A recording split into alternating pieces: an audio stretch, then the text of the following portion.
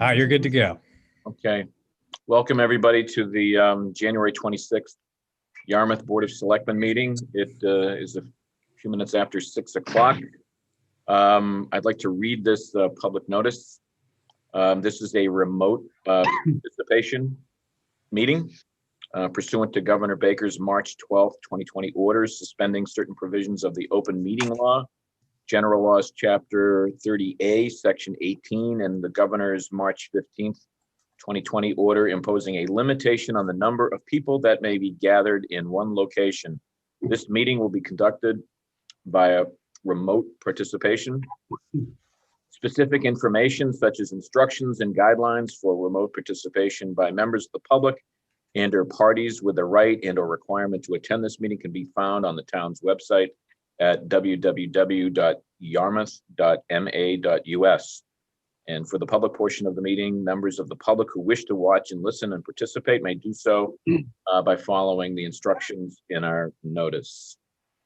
So let me, with that notice, call the meeting to order. I have to do this by roll call vote. Dan Horgan. Present. Tracy Post. Aye. Mike Stone. Aye. Eric Tolley. Aye. And Mark Forrest, the chair, votes aye. So the meeting has been called, and before I begin public comments, I would like to begin with the Pledge of Allegiance. I pledge allegiance Allegiance To the To the flag of the United States States of America, and to the republic which for which it stands stands, one one nation, nation, under under God, God, indivisible, with with liberty liberty and justice and for all. justice for all.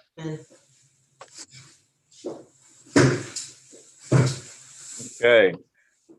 The first item on the agenda for tonight is public comments. And I'm going to be looking to Kyle Pendicini, our host. Yep, we have Vita Morris will be the first one up. Okay, Vita, Hello, can you hear me? we can hear you, Vita. Okay. Floor is yours. I'm going back to 2 weeks ago when I asked you to please look into the matter of Dennis, the town of Dennis paying up their fair share on the feasibility study. And I went back and listened to the end of the meeting where your response to me at the time was, we're going to take it up on the agenda item, and that didn't happen at that night. So I'm curious what what you have in mind today. Vita, we do have that information, and I will make that available later on this evening. It's my fault that I didn't post it, so I apologize. But we have that information, and as soon as I can dig it out of one of these emails, we'll make that available later on this evening.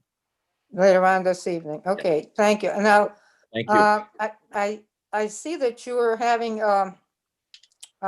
executive sessions with unions and non-unions about negotiations. This is about salary increases, or what is this? Yeah, no, it's a very, very good point. And let me just take a moment. I should have done this in the introduction. So thanks for bringing it up.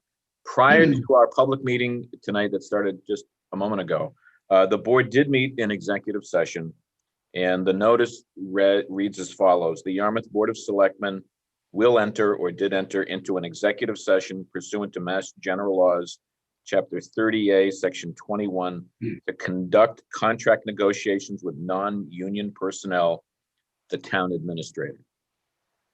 So that's the notice. That's what we went into an executive session for. I mean, words fail me. I cannot understand that the unions, and apparently even non-unions, are pretending like this is all perfectly normal conditions, and they don't have to in any way put off any kind of demands for salary increases or anything like that. It's beyond any words that I can express. I just don't understand that. I mean, how selfish can these people be? Honestly. Well, that's my comment for the day. Thank you very much. Kyle? Yep, next up will be Miss Carol Woodbury. Carol, you have the floor. He's muted, I think. You got to unmute. There we go. Thank you. Thank you, Mr. Chairman and Board of Selectmen, for allowing me to speak with you this evening. I'm here tonight in support of the partnership between the town of Yarmouth and Bridgewater University and expanding that partnership to include the Cape Cod Collaborative. As Paul Hilton reminds superintendents from time to time, we are the collaborative. If our districts did not have needs for the collaborative services, then the collaborative would cease to exist. The beauty of working with Mr. Hilton is that when districts have a need that didn't previously exist, he finds a way to support us with new programming. Like all of education, the collaborative is a living and growing organization. It evolves with us as our needs evolve.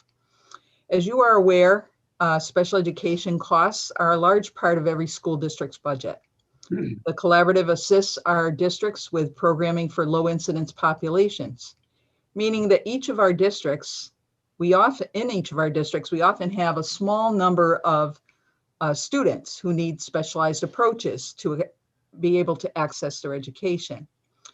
Through the collaborative, the Cape districts work together to provide those services. When we work through the Cape Cod Collaborative, we provide our students with much needed services at a lower cost than each of our districts could do alone. However, when we access those services, we often incur transportation costs. So by locating these services in Yarmouth, DY is likely to save tens of thousands of dollars annually on transportation costs to these programs. Another area where Bridgewater University and the collaborative have played a key role is in providing professional development for our educators and paraprofessionals at a reasonable cost. With this location, you will make it easier for our staff to take advantage of these opportunities after work hours, to learn new skills, to maintain their teaching license, or to grow into a career in education. One of the greatest successes has been the professional learning programs that have helped many paraprofessionals become certified teachers in areas that are often difficult to find such staff, such as special education and English language learners. This improves the quality of life for these members of our community and assists our district in securing highly qualified people. Yarmouth is in a great position geographically to pull in educators from both the east and the west to this location for professional development opportunities. In addition to helping our district and others, this further supports the economy through increased patronage to our local businesses. Having a college presence in Yarmouth is good for the community. Adding the collaborative will help us serve students in their own town and save some costs within the school budget. Thank you for your continued support and opportunity to speak to you on this issue this evening. I appreciate everything. Thank you. Thank you. The next person to speak during public comment, I'm looking at the names here. Kyle, do we have anybody else seeking recognition? I don't see anybody else seeking recognition. Okay, very good. Then let's move on from public comments. Before I begin the next item on the agenda, I just want to, for the public, to welcome our interim town administrator, Bob Lawton.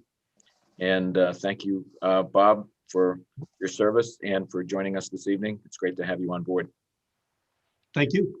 Thanks for the opportunity. So the next item on the agenda is a COVID-19 update. I think I would like to recognize Mary Wagon for some brief comments regarding aid for Yarmouth residents and businesses. Mary, are you there? Hi. Welcome. Thank you. Thank you, Kyle, for sharing our newest flyer. This is the flyer that's in your packet. And just for the record, my name is Mary Wagon, and I work for the town's Department of Community Development.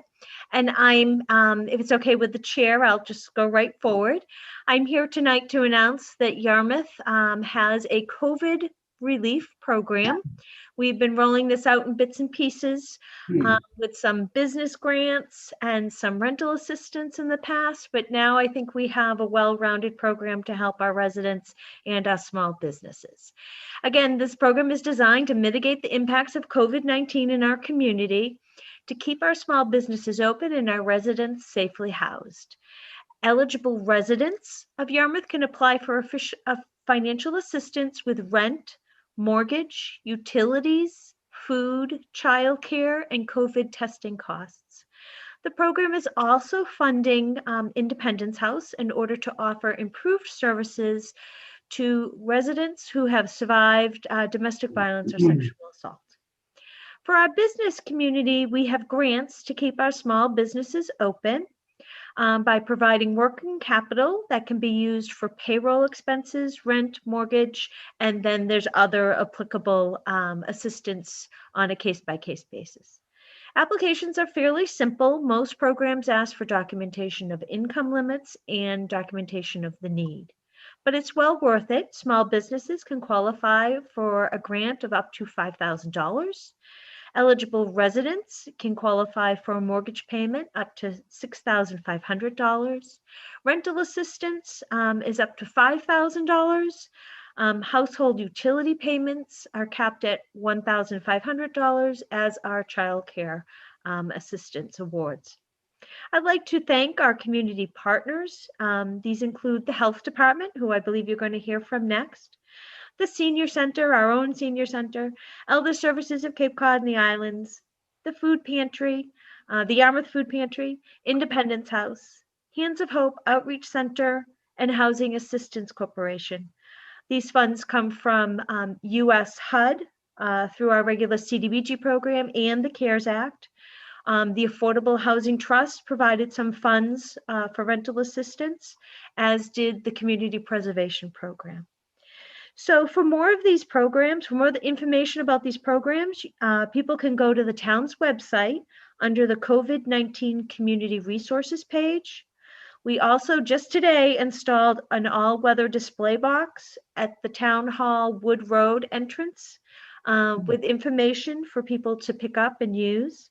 Or people can call me on my work cell directly, 774-212-1668. That's 774-212-1668.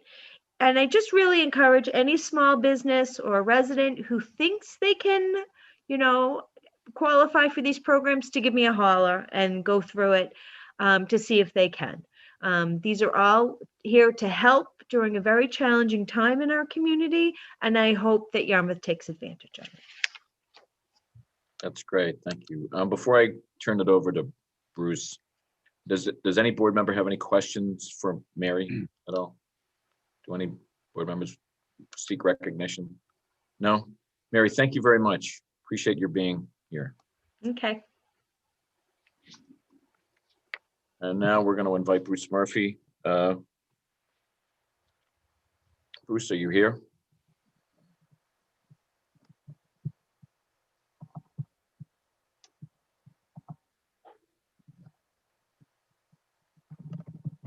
We just saw him. Here he is. Mr. Murphy, the floor is yours. Thank you, Chairman and Board of Selectmen members, and welcome back, Bob. Appreciate that.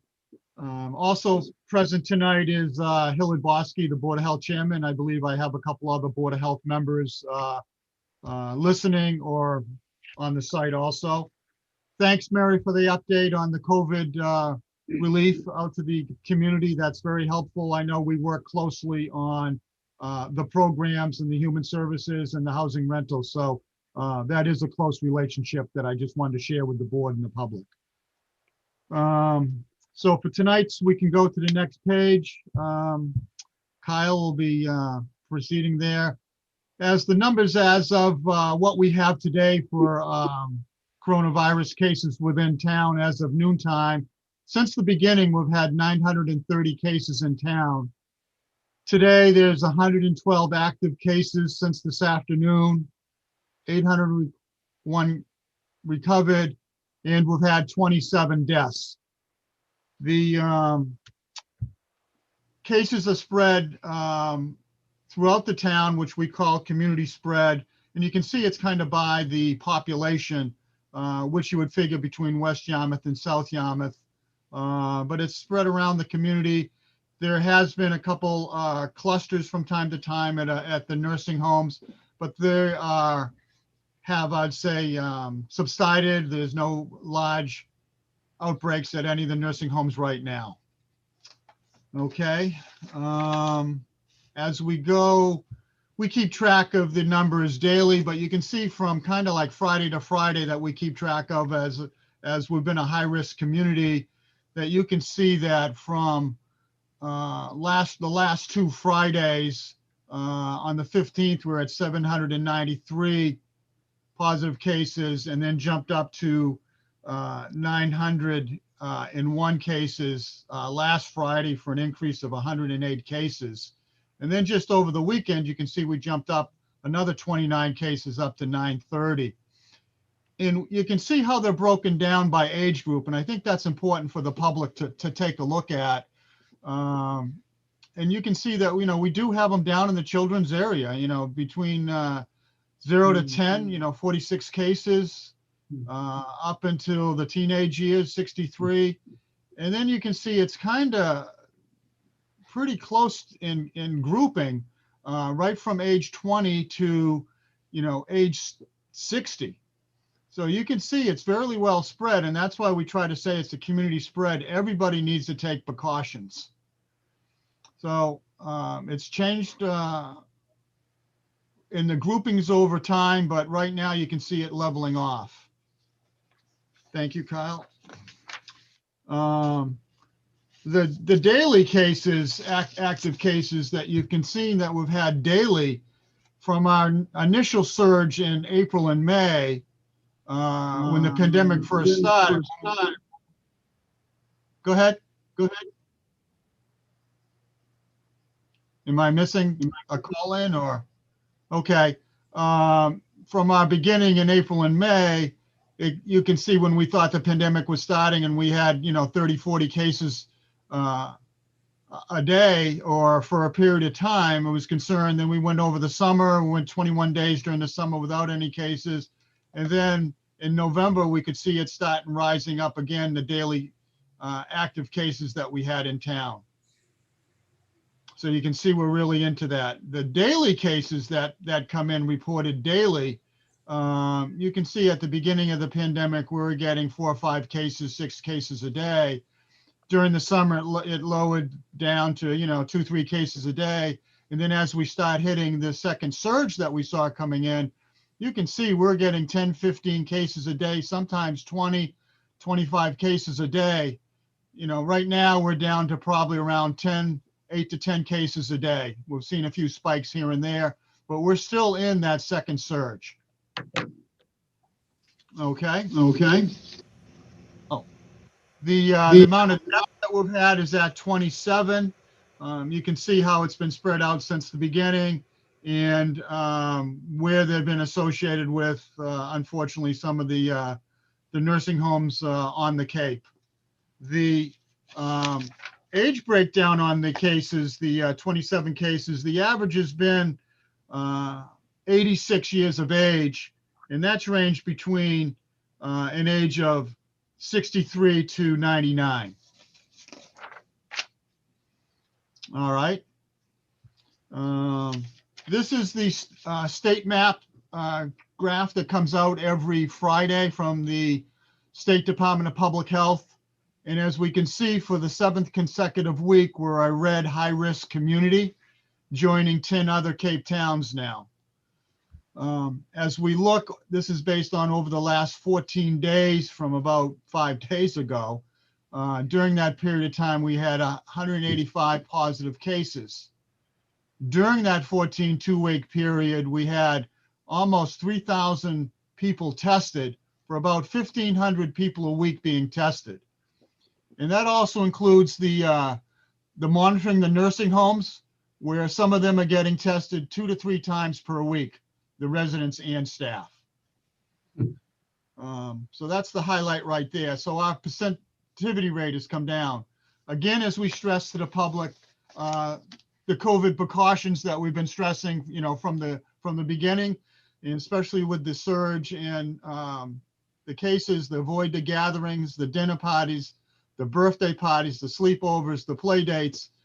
And, we're still seeing that in our contact tracing, where we're asked, oh, yes, we did have some gatherings, or we did have a birthday party. We need to say, you need to be cautious on that. If you're not feeling well, that you need to stay home, get tested, don't go to work, don't go to school. If you're waiting for a test, don't go. We've had a few cases come up that people went to work or school while they're waiting for a test, and then all of a sudden they were positive. They felt asymptomatic. They really didn't think they had a lot of symptoms, but in fact they did. So to continue during this surge, to stop the spread, you know, we keep saying avoid the gatherings, avoid the things up top, but also mask up, social distance, wash your hands. Okay. Some of the Board of Health actions that the board has taken, you know, since last March is enforcing the government orders, which we're now up to 62 orders, along with state sector guidelines in specific sectors, which they probably have about 100 guidelines out that we follow. Health staff is on weekly conference calls and webinars. Twice a week, we're on Department of Public Health conference calls. Twice a week, we're on the MAVEN Virtual Epidemiology Network, which is the tracing that comes out. County Health Department calls once a week that we can hear what all the other towns on the Cape are doing, and along with the town department head calls. We also have frequent calls to various departments, especially recreation during the summer. That was almost daily of how the beaches were going. So we're reaching out to them on a regular basis. How the camps were being run at Flax Pond.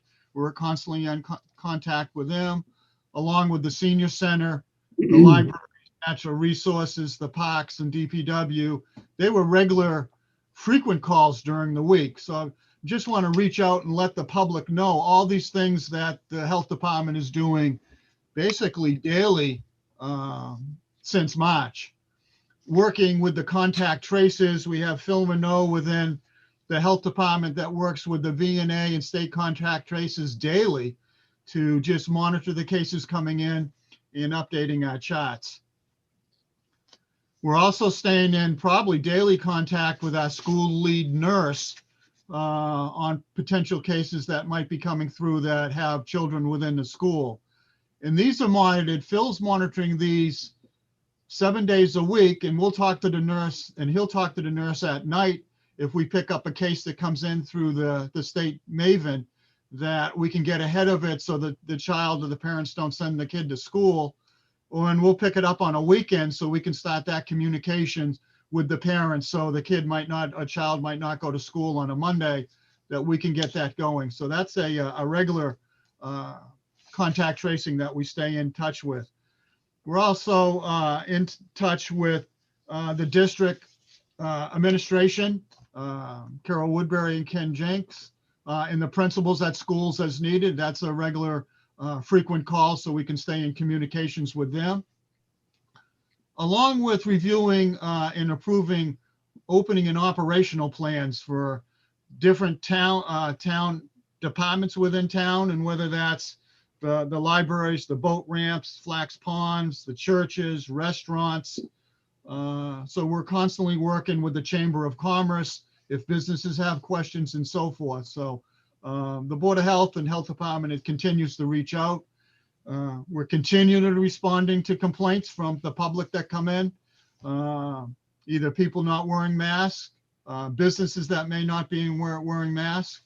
We also get calls from Department of Labor Standards, DLS, on violations that we've responded to, and they've also sent letters of violation out to several businesses in town from March, and continuing still working with DLS and violations that we have on some businesses within town.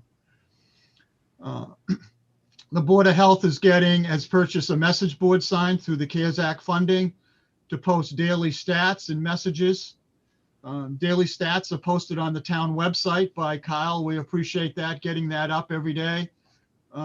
We have the message board and sign in front of 28 that we can post messages on a regular basis. The community messages, we still have posted signs and fixed signs at beaches, recreation area, trails around town. At the dog park, you'll see them still posted. community messages from Code Red that we've been doing, that I've been sending out since May to keep the residents updated. We've had several YouTube videos that have had great response with 400, 500, 600 viewers that we're talking about at different departments in town and how they've been affected. And Channel 18 that JP and Kyle's been putting information up that's been very helpful to get information out to the public. Working very closely with the senior center and Diane up there on getting meals out to the center, where they have grab and go on daily basis up there. They have the soup on Fridays, the weekly soup, the brown bag monthly, that we've been helping with them. At the center, I've been having one of our staff person, Meredith, go up there, and she helped all during the summer also when we're going weekly up there for students that could go up there besides that. The center's been terrific, reaching out to the residents in town by making phone calls during the day and trying to stay in touch with the centers within town. The Board of Health and the Health Department continue to monitor athletic events in town, and that was through the summer, looking at baseball during the summer. Then we led into the school, working with the schools, and whether that was the fall soccer and field hockey. And now we go into basketball and hockey season, where those events have to follow the gathering regulations from the state and contact tracing by taking names. So I have been up to the high school and watching how they've been doing that, and working with the athletic director and the principal up there, and have also gone over to Tony Kent and watched their procedures also. The board also established regulations and policies for the public beaches, boardwalks, playgrounds, and the dog pots early on in the pandemic. And during this time, also the health department was awarded recently a county grant to address substance abuse disorders with kids. So we're working on that grant this spring. As we start the vaccination, I want to spend a little time. The 3 phases of vaccination phases as provided by Department of Public Health and the governor. As we can see, phase 1 was December through February for first responders. Phase 2 that we're coming into in February now, and then for the general public in April. So if I can just go to what phase 1 included, because I know it's hard to see and read at home, that tried to break down. Phase 1 was for nursing homes, first responders, and healthcare workers. And that's pretty much has been all the way through. There's been, I was able to hold the first responder clinics for police and fire within town. And they had a nursing homes were taken care of. And they also had just a final regional first responder clinic this week. So they're pretty much all the way through that first group. As we move into phase 2, which is what people really are looking to hear right now. So if we can go up to the new phase 2 chart, and they're hoping this will take effect the beginning of February. And as we can see from last time, that we're going to start with the governor and DPH decided with individuals 75 and older.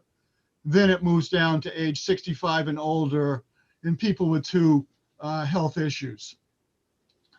Before we get down to school teachers, grocery workers, utility workers, DPWs. I would like to just to let the board know and the public know that in Yarmouth, the number of people that we have age over 65 is roughly 7,500 people that will fall into that category. If we look in who's over 75 and above, we have roughly 4,300 people that are in this category. And then also you have the unknown of how many have 2 risk conditions that are going to fall in. So that's quite a number of people that we're going to need to work to get vaccinated. That's very anxious about getting vaccinated starting in February. We're not sure the exact date yet, but we're waiting to hear from the governor probably this week. After we finish phase 2, then we go into phase 3, which is the general public that they're hoping for by April. So as I'm kind of finishing up my last couple charts right here, as I just want to let the public know and the selectmen know and the residents that the vaccination plans are well underway and have been underway in very solid plans.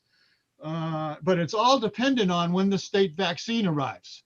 And that's really the catch right now is there's not the vaccine isn't out there to start phase 2. That's what it's dependent on. Once that vaccine becomes available, we are ready to go. We're ready to go. We've been working with the county health department for a month now. The county's working on 4 to 5 regional sites that will be ongoing. And I think that's probably the key word, ongoing. These are just not one sites where you can go up. I think people are nervous that they need to sign up right away or they're going to get boxed out. These sites will be ongoing every day, kind of like what we have for similar to the test sites that we have at the Melody Tent or the fairgrounds. People can go right down there. But you drive by the Melody Tent now, there's no line. People just go right in. So with appointments. So people need to know that the plan is there. There'll be a Massachusetts site. Local pharmacies will have it. CVS on Station Ave right now is up and running and doing phase 1. They're ready to move over to phase 2 when the vaccine becomes available. Right. We've been in discussion with V&A how to get our homebound residents done. So, we got that plan ready to go. So we're ready to go. The vaccine gets here, and how are we going to get that notice out? We're going to get it out through our town social media platform that Kyle works very good getting that out on Facebook, Channel 18. We have the new county helpline that's been very helpful. I think they had about 1,200 calls by noon today. People just checking in saying, when's the vaccine coming? When's the vaccine coming? We'll get that out. I'll do another code red specifically saying, this is the time you can get out to start signing up. We'll have it on our message boards that we have in front of Town Hall and at the landfill. The message will get out there. DPH will be coming out with an 800 number. So that will be coming out soon. We're working with the senior center right now on, they're going to get something out to their people to sign up. Also, this Friday, they have something out. So if you're not on Code Red, they're going to help people get on Code Red. And the seniors were also putting this number out, the county vaccination helpline that's been up, that they can call this number to find out when they might hear about vaccination allotment. If they need assistance getting on to get a vaccination, they'll help them with that process also. So the message will be out there. We're just waiting for Massachusetts to receive the additional vaccine. Thank So you. that's the general overview. I know I have our chairman present, but I wanted to give an overview, and I guess we can, that vaccination number has been very helpful. Thank you, Mark, and the county commissioners for working on that. Thank you. Hillard, would you like to add a couple of comments? Sure, Bruce, that's a great update as usual. And I'm sure the select board's been getting phone calls. I'm sure you have probably a lot about getting vaccinated. And so if you have some questions I can address. That's great. Are there any questions from board members? Mike, Dan? Helen, my understanding, and I don't know if this understanding is correct, but that the average age of a patient that gets hospitalized is somewhere in the low to mid 60s.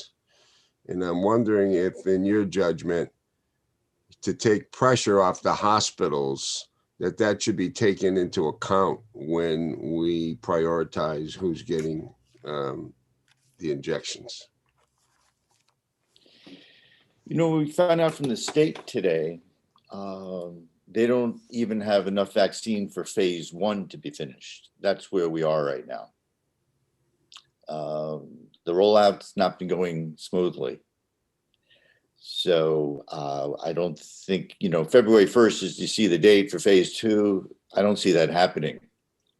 So addressing the people who are older and are sicker. So unfortunately, the doors are not going to open up right away for people who are 65 and over, to be realistic. That's where we're at.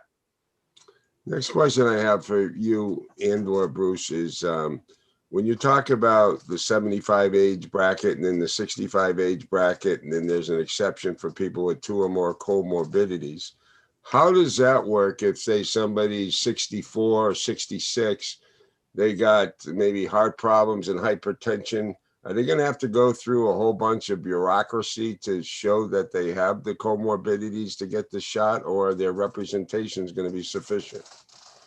Well, it's going to come down to an honor system, believe it or not, that people are going to have to be upfront and honest. There's some ethical issues there, but under the circumstances, we're not going to be able to take time to look at people's medical records. That's not going to happen. So we need to trust. And I can see the danger of, the health of one of those patients if you did take that time. If they were, sick enough and really needed the injection and had to delay getting it because there was a lot of red tape. So I would rather see us that way that you just described rather than the other way. I agree with you, for sure. Yes. Thank you, Mike. Dan, did you have any questions? Oh, thank you. Tracy? No, I'm good. Thanks for all your hard work. I'm sure, as you mentioned, Bruce, 7 days a week, it's got to be wearing on you. So I'm appreciative for that. And I hope the state and the federal government gets their act together. One thing to keep in mind is this vaccine is not going to solve the problem and suddenly turn off this pandemic. We're all looking forward to it, and I think it's going to save a lot of lives. But it's important to keep in mind a lot of those studies were done with people who did not have some of these comorbidities and all the ages and so on.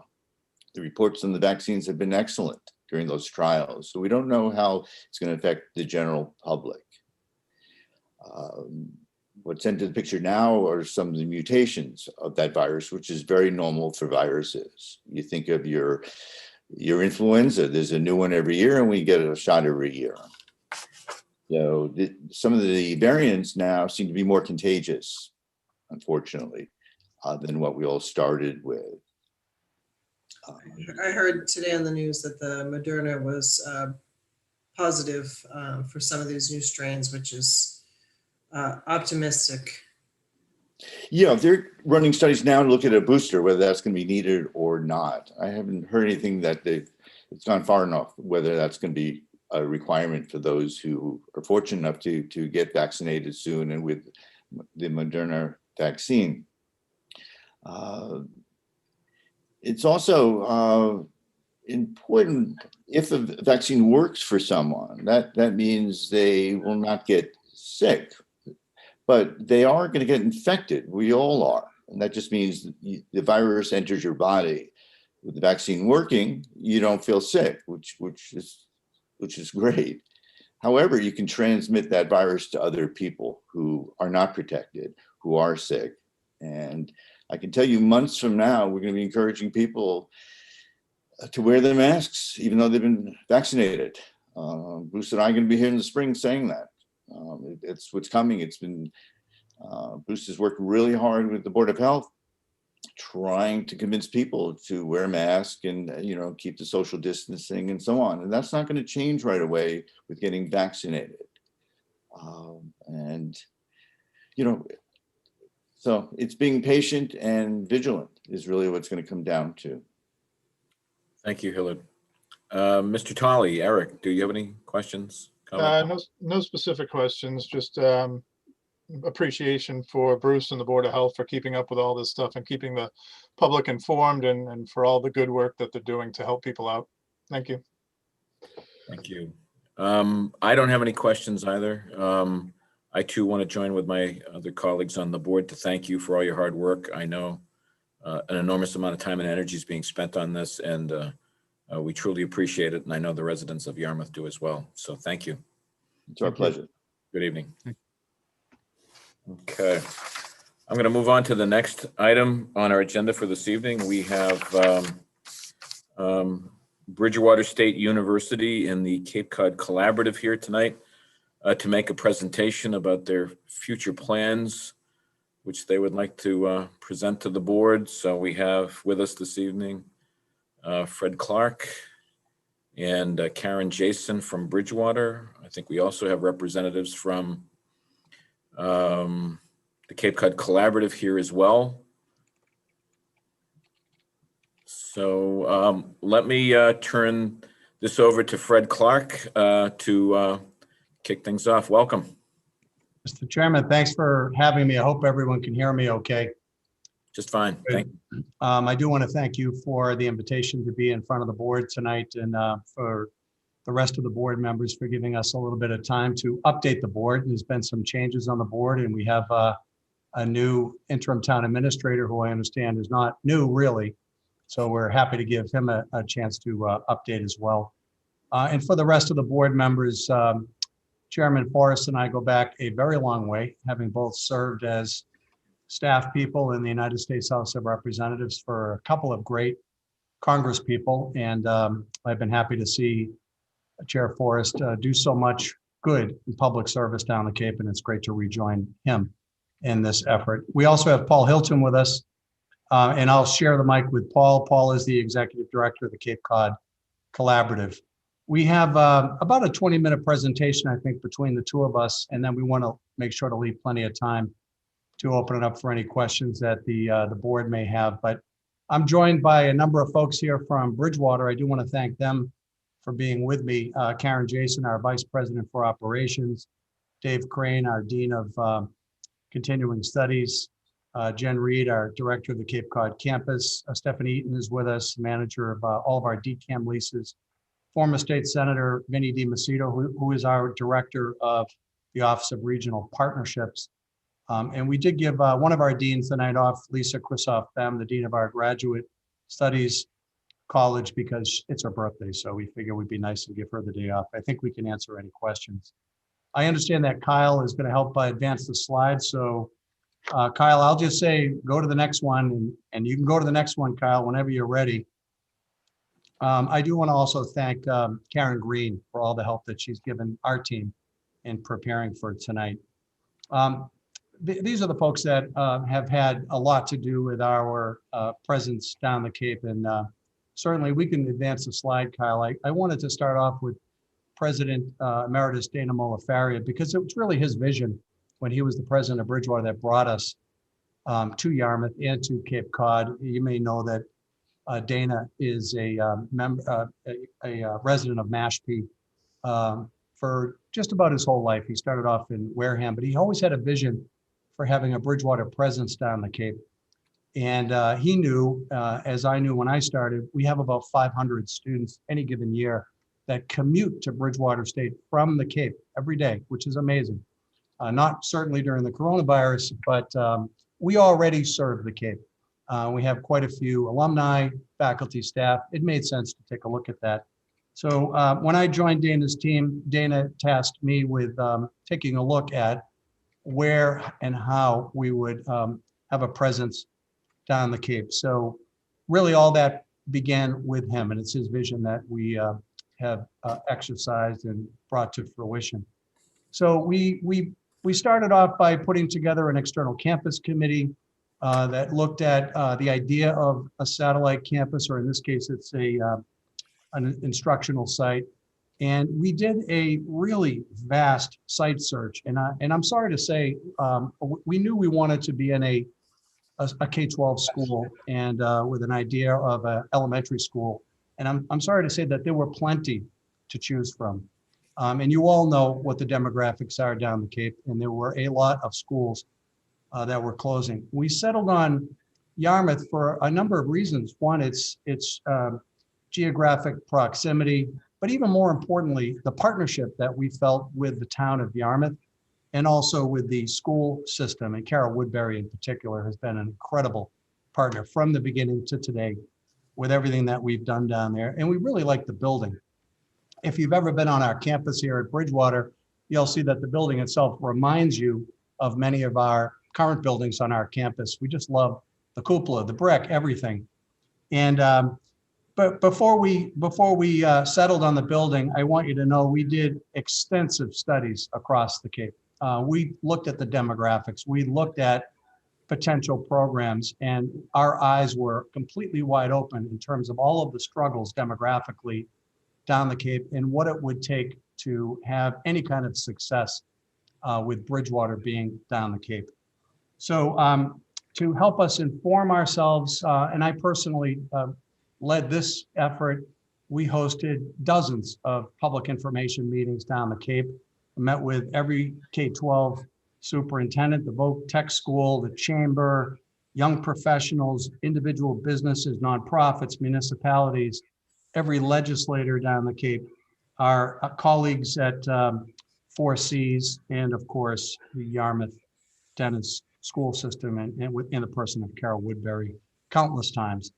And that helped us to really think through what that presence would look like. And that brought us to the Board of Selectmen. We had a number of meetings with the Board of Selectmen. And we decided on the MacArthur Elementary School with the board and executed a 5-year lease in August of 2013, as you could see.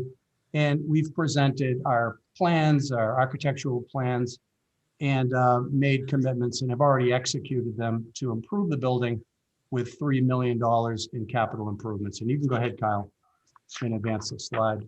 So I'm kind of taking you over a little bit of a history here. So we've worked during that 5-year period to get the building and all of our activities approved by the state of Massachusetts. And we actually had to go through our accrediting body, NECHI, and also the Massachusetts Board of Higher Education, and we're designated as an additional instructional location, technically in Yarmouth, and that does have meaning. Of course, we've redone the parking lot completely. We hired a campus director and a few other folks to work down there. We made the building renovations. You can see all that. And then when the construction was complete, and I hope you've been in the building. If you haven't, we'd be happy to show it to you. And then we opened the campus offering undergraduate and graduate degree programs, non-credit professional development, and a whole bunch of activities for the community, including Ask the Professor. So this was our early phase, I think. And you can go ahead, Kyle. You can go ahead and move that along. And as you can see here, we don't really need to go into too much detail, but we formally cut the ribbon. It seems like a million years ago, but it was June 2015. And we've completed our 5-year lease. We did a 1-year lease extension with the town of Yarmouth. That lease is now up, and actually we're in the building without a lease. And we want to extend our tenure for 10 years, a 10-year lease with 2 5-year extensions, potentially 20 years. But we're bringing to the board a plan that I think is a win-win-win strategy to fully activate the building. And that's really what this is all about. So you can advance the slide, Kyle. Of course, we threw a few press releases, and there's a whole bunch more really that we could talk about. But we've been very proud, and we continue to be very proud of our engagement in Yarmouth and knowing all the challenges. And I would let you know that it was very important for Cape Cod Community College. It was very important for them when we first talked about being in Yarmouth that we would not compete with them because they have their own struggles. And for those of you that are familiar with Cape Cod Community College, you'll know that their enrollment has significantly decreased. So we executed early on a MOU with Cape Cod Community College that we would not compete with them. We would not offer any 1st and 2nd year programs. We call them 100, 200 level courses.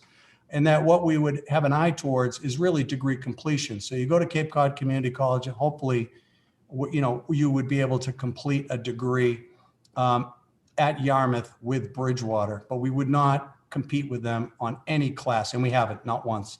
So we are honoring that. That's important for you to know. We have a great partnership with all of our friends at Cape Cod Community College.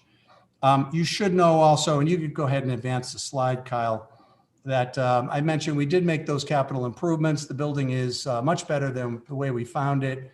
And of course, we've kept the building going with utility and maintenance costs, about $400,000 so far, about $65,000 a year. The types of programs we put in, and I won't go into too much detail, but we did do degree completion, bachelor's degree completion in early childhood education, early education and care, master's programs, ed leadership, reading, special ed, secondary education teacher licensing, certified public manager certificate program, business certificate programs, social work certificate programs, social work workshops. And just before the pandemic, we had sent out a mailer, which I have in front of me here, to the Cape to offer a strategic communication degree completion program. And that was really a catch-all for folks that might have had some college or an associate's degree that wanted to go on and earn a bachelor's degree. We have been working really from the beginning to activate the building. And I want to focus on activating the building because that's really what this is all about. And you could go ahead and advance the slide, Kyle.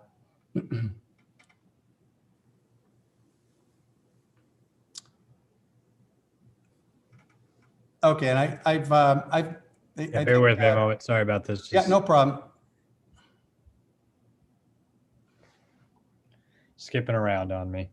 No problem. That's where we need to be, I think, right there. That's great.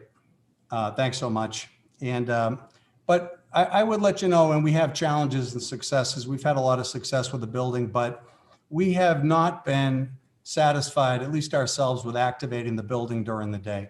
And our ultimate goal is to activate the building really every day for educational purposes. So Paul Hilton and I have been talking for years, frankly, about doing work together, and an opportunity presented itself over the past year or so where we've been able to potentially co-locate and to activate this building during the day for the Cape Cod Collaborative and at night and hopefully on the weekends for Bridgewater State. And to build out hopefully the rest of the building, which we have not been comfortable making an investment in until we were satisfied that we could activate that additional space. The Cape Cod Collaborative is our partner. They're our friend. We signed an MOU with them just before the pandemic to offer joint graduate and undergraduate programs to all the K-12 school districts within the Cape Cod Collaborative organization, and to professionals and paraprofessionals in school districts who wish to earn their undergraduate degrees or master's degrees or teaching licenses. And between the two of us, we can deliver significant resources to the folks that are in K-12 on Cape Cod, and that is the goal. In addition, I am hoping that our students here at Bridgewater State will find an ability to work with and perhaps for the Cape Cod Collaborative as well, since the synergy in our programs is perfect. Frankly, I'm completely excited about our partnership with the Cape Cod Collaborative, with our partnership with the town. The ultimate goal here is to activate our commitment to the Cape and to ensure that this building is activated fully for educational purposes. And that's really what the town had indicated to us at the beginning. We want to be there for years. That's the Bridgewater way. When we make a commitment, we're all in. And I said that at the beginning back in 2012. I'll say it again today in 2021. We're all in and we want to make this work. And I do think there's lots of positive aspects to it for the town, obviously for us and for the Cape Cod Collaborative. And I'd like to just turn the mic over to Paul Hilton, who can tell you a little bit about the collaborative before we have our request to the board. Sure. Thank you, President Clark. Just a few comments. I've been here now 12 years, and about 11 years ago, two people came to me rather excited from Bridgewater State University. Unfortunately, those two people aren't any longer with us. Peter Canoni, who was a retired superintendent from Sandwich, and Ed Minnick, who had also worked in as administrator in Bridgewater State University. And I regret they're not with us to see the linkages come to fruition. We've seen this as a symbiotic relationship that has evolved over the past decade. Whenever we occupy any space or whenever we do a service, we see ourselves as a community resource. I'm not going to read through the PowerPoint, but we're essentially a public entity that's owned and operated by the member towns, the member school districts. So we're part, I think, as Carol Woodbury said earlier, we are the districts are us, and we reflect and respond to their needs. And if you could go forward one slide, Kyle. We're beneath the surface all through the Cape Cod. We have about 190 vehicles that traverse the Cape every day, providing core transportation services to school districts, be it general education or special education transportation. We have a relationship with Mass Maritime Academy, which offers gifted and talented programming in a residential fashion to gifted and talented middle school students in a residential fashion. We help locate and recruit executives for the school districts on Cape Cod, including the superintendent and Dennis Yarmouth, as well as the majority of the superintendents on Cape Cod. I think President Clark reflected upon the graduate programs that are being offered. We're able to do it efficiently and effectively. We recently saw a posting where a graduate course in special education was being offered at $2,500 per course, which on the Cape Cod, which we're able to offer at $600 per course, helping degree completion and certification for teachers that come from the Cape that are going to stay on the Cape. We have an annual report that was attached to your agenda, which indicates in more detail the types of things that we've done. One thing coming up soon is a legislative breakfast we hold annually to help link the districts in the region to their legislators in a cohesive and collaborative focused fashion to talk about budgeting issues. And for the past few years, certainly looking at the regional needs as the demographics continue to evolve on the Cape, and to ensure that we're all prepared to respond in a meaningful manner to the changes that occur. And if we could go forward one more slide. In 2010, we refocused and re-strategized what we were doing. You looked at the mission and the vision. In 2009, we began consolidating. We had 12 district-based programs to a campus in Osterville. And everything we do continues to evolve. In 1975, the programming that was offered through the collaborative is very different than the programming you see in 2020. If we can go through one more slide. In terms of Bridgewater State University, we'll go back one, I believe. We've had a mutual coordination courses, I believe, since about 2012 in a meaningful manner. Fred Clark had talked about the recent MOU. We have seen this evolve from something that had been the Graduate Center, which was a private organization that had operated out of Cape Cod Community College, and the need for a focused manner for school districts on Cape Cod to secure and receive quality professional development for all the staff in the region, be they paraprofessionals or be they professionals that are looking to improve. In terms of Yarmouth, in terms of Dennis Yarmouth and the relationship with the collaborative, Dennis Yarmouth in the next slide is a founding member of the collaborative and has been foundational and critical to the operations and the evolution over the past year. If you want to go forward one more slide. The number of students attending collaborative programming is outlined in the next slide, and that represents 10 to 15 and sometimes 20% of the operations that we have in these areas. The one area they are not a foundational member is in our general education transportation, which has been a response to strengthening and supporting the districts on Cape Cod in a manner that they felt was necessary given the lack of competition and the need for quality services on Cape Cod.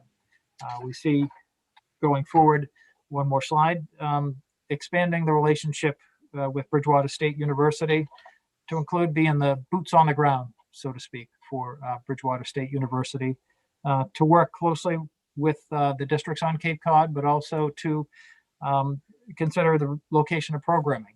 With the number of students coming from Mid-Cape, much like Bridgewater State University, we've looked at locations in the town of Yarmouth, and the MacArthur School in particular is very proximal in terms of the investment the collaborative is looking to make.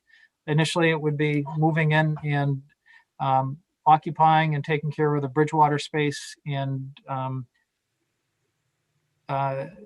evaluating and upgrading the classroom space that had not initially been renovated. In phase two, as we evaluated which program was going to move in, it would be renovating the rest of the main floor classrooms and restructuring the classrooms in the first floor and activating the kitchen once again. So bringing the building back to life as a community resource for the Bridgewater State University to offer their programming nights and weekends, but also to bring students back into the program, be they K-12 or professional development during the day and around the clock. We see this as being mutually beneficial for the Cape Cod Collaborative, Bridgewater State University, and presenting a great deal of benefit to the town of Yarmouth, including what could be 35 to 40 professional positions in that location. And that's the extent of my presentation. I've not always been known for being brief, but I think to respond to questions would be more meaningful than to read through the report that I had submitted. Mr. Chairman, maybe if I could just note, and I mentioned this at the beginning, our request is embedded in the letter of January 11th that we sent the board, and we're happy to answer the questions. There's 2 action items. One, to add Cape Cod Collaborative to the Bridgewater team in occupying the building, and also to extend the lease by 10 years. And it's a thick boilerplate lease. I apologize for that, but that's the state of Massachusetts and DCAM. Thank you, Mr. Chairman, for the time. Thank you, Mr. President. What I'd like to do now is to open it up for some Q&A with board members. I'm going to start at the sort of the other end of the table, as I say, with Eric Tolley. Eric, do you have any questions, comments?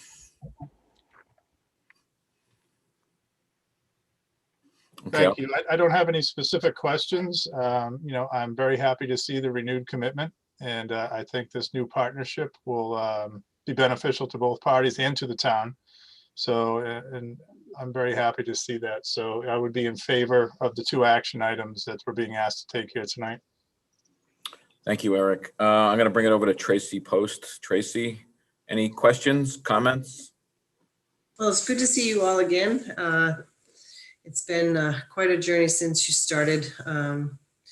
We get the benefit of having Jennifer down here, and we get to see her every once in a while, which is very nice.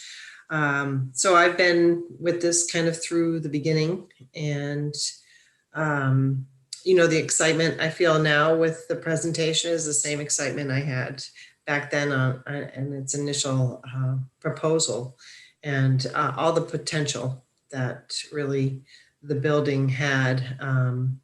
Hopefully we'll be able to get there through this partnership. My only, I have 2 specific questions. In terms of the lease and liability goes, so Bridgewater wants to partner and co-lease, is that the understanding, instead of you're not subleasing type of thing?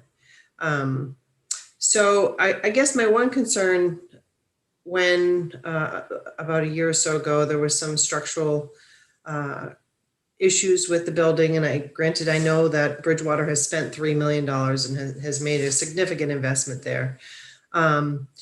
So the give and take for the community and the utilization for the very low lease that we were criticized by for some, but I think our board felt very strongly that there was a huge community benefit to this. But the concern for me is the taxpayers being responsible for the capital of the building while it's being leased. So how does that structure look in the upcoming lease in terms of, I'm fine, and I think this is a great thing to continue to do, because I do see community benefit for it. But what I'm afraid of is us leasing at virtually no cost and then still having to support the building costs. And like I said, I know you've made a significant investment, but there were some roof issues that the taxpayers had to pay for recently. And so, I mean, I don't know what the future holds in terms of what other possibilities could come up. But I kind of feel that, you know, if you're going to take the building, you should be hopefully responsible for that. Otherwise, perhaps the town should consider selling it. So that way we don't have that liability anymore. And again, I do think that there is a community benefit to it, but maybe you can talk about how any capital expenditures would be handled and what the town potentially would be responsible for in the future during the course of this lease. Thank you for the question. I know that the roof was an issue from early on that did need to be addressed. I'm not aware of any other issues in the building. Everything within the building we've taken care of, including boilers, at Bridgewater's cost. So, and as the building gets built out with the Cape Cod Collaborative, I think we'll be able to take on even more. And we've redone the parking lot and everything exterior to the building is new. So actually the town is in much better shape, I think, than it was when we first started these conversations. But Karen Jason is our facilities expert. She can give you a better sense because I know we've crawled all over that building and we know exactly kind of where it is right now. Karen? Thank you, President Clark. I agree. The buildings, you know, as people will say, it's got good bones. I think what we got to a place with the roof that we needed to ask for some help. And we appreciate it tremendously. If I'm right, I think it was less than a $50,000 investment for the repairs. So we've checked it all out. It seems to be holding tight now. I can't anticipate coming back and asking again with the stronger partnership that we have. I do want to clarify, so the DCAM will not allow us to sort of co-lease. That's why we will have the lease directly with the town of Yarmouth. And then we have the licensing agreement, it's called, which all three parties will sign. And so we talk a little bit about the investment there and capital improvements. And it'll always be the town's asset. And so the value is yours to keep. I probably won't be around anymore after 20 years, but Me either. Paul may want to jump in. I wasn't. Sure. We have other buildings and we're certainly happy to be part of the licensing agreement, but agreeing with Ms. Vice President Jason, we don't see coming back to the town. If there is a capacity for a 10-year lease with 2 5-year additional opportunities, the investment needs to be made by the people using the building. We've done that in other locations we've been in. Really is looking at the long term and making sure that it's a viable community resource. And going back to Carol Woodbury and the structure of the collaborative, the town and the schools own us. So we're not going to do something in a manner that is not conducive to the positive relationship with the communities we serve. Okay, well, I'm comfortable with that. I hope that we could maybe make sure the language in the lease agreements and the license protects the town to the extent possible in terms of identifying who's responsible for capital costs while you're there. Thank you very much. Thank you, Tracy. I'm going to go to Mike Stone. I want to pick up on some of the points that Tracy raised because I had similar questions. But before I go there, I came on the board in 2013, which is about the time all of this was happening. And I was very interested in the project and went to virtually every meeting that there was. And one of the reasons I was in support of it was for an educational benefit for Cape Cod kids, including Yarmouth people, for getting a bachelor's degree on the Cape and getting certifications and graduate degrees for teachers on the Cape. I saw a great need for that. I'm not so sure that happened.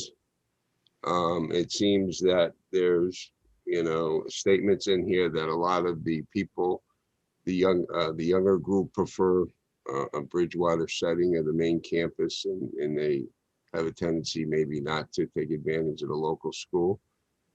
But I remember in the presentations that the college was very, very confident that it had studied the demographics and the needs of the community very carefully, and they were adamant that they had the programming piece of this nailed down pretty well, and that they would be servicing those needs. I'm not so sure from what I'm hearing today with the collaborative partnership that your projections were what you thought they were going to be in terms of enrollments, in terms of programming, and in terms of young people being able to get 4-year degrees and graduate degrees here in the Cape. And I'd like to see some really strong initiative towards reaching those objectives done if this relationship with the town of Yarmouth is to continue. But back to Tracy's point, when I was reading the materials, it sounded like the collaborative is going to be the lessee, not Bridgewater. No, that's not true. No. Bridgewater will still be on the lease. We are the lessee. You will, so you'll be responsible for whatever's agreed to in the lease. Yes. Okay, I feel better about that than if it was the collaborative, because I'm not so sure the collaborative has a whole bunch of assets. In fact, I looked at their financial statement. I think they overspent by a couple of million in the last report that we got, and you drew off capital reserves. So, and basically you're just representatives of a myriad of different school systems. You don't have the backing, I don't think, of the Commonwealth of Massachusetts like Bridgewater University does. So I feel good to know that you're going to be the lessee, but can you address what we can reasonably expect Bridgewater to deliver in terms of degree programs at the bachelor's and master's degree levels going forward? Yep. Thank you for the question, Selectman Stone. And, I'm going to ask our Dean, Dave Crane, to jump in here. But the truth of it is, when we did do those demographic studies, we knew it was going to be very, very challenging.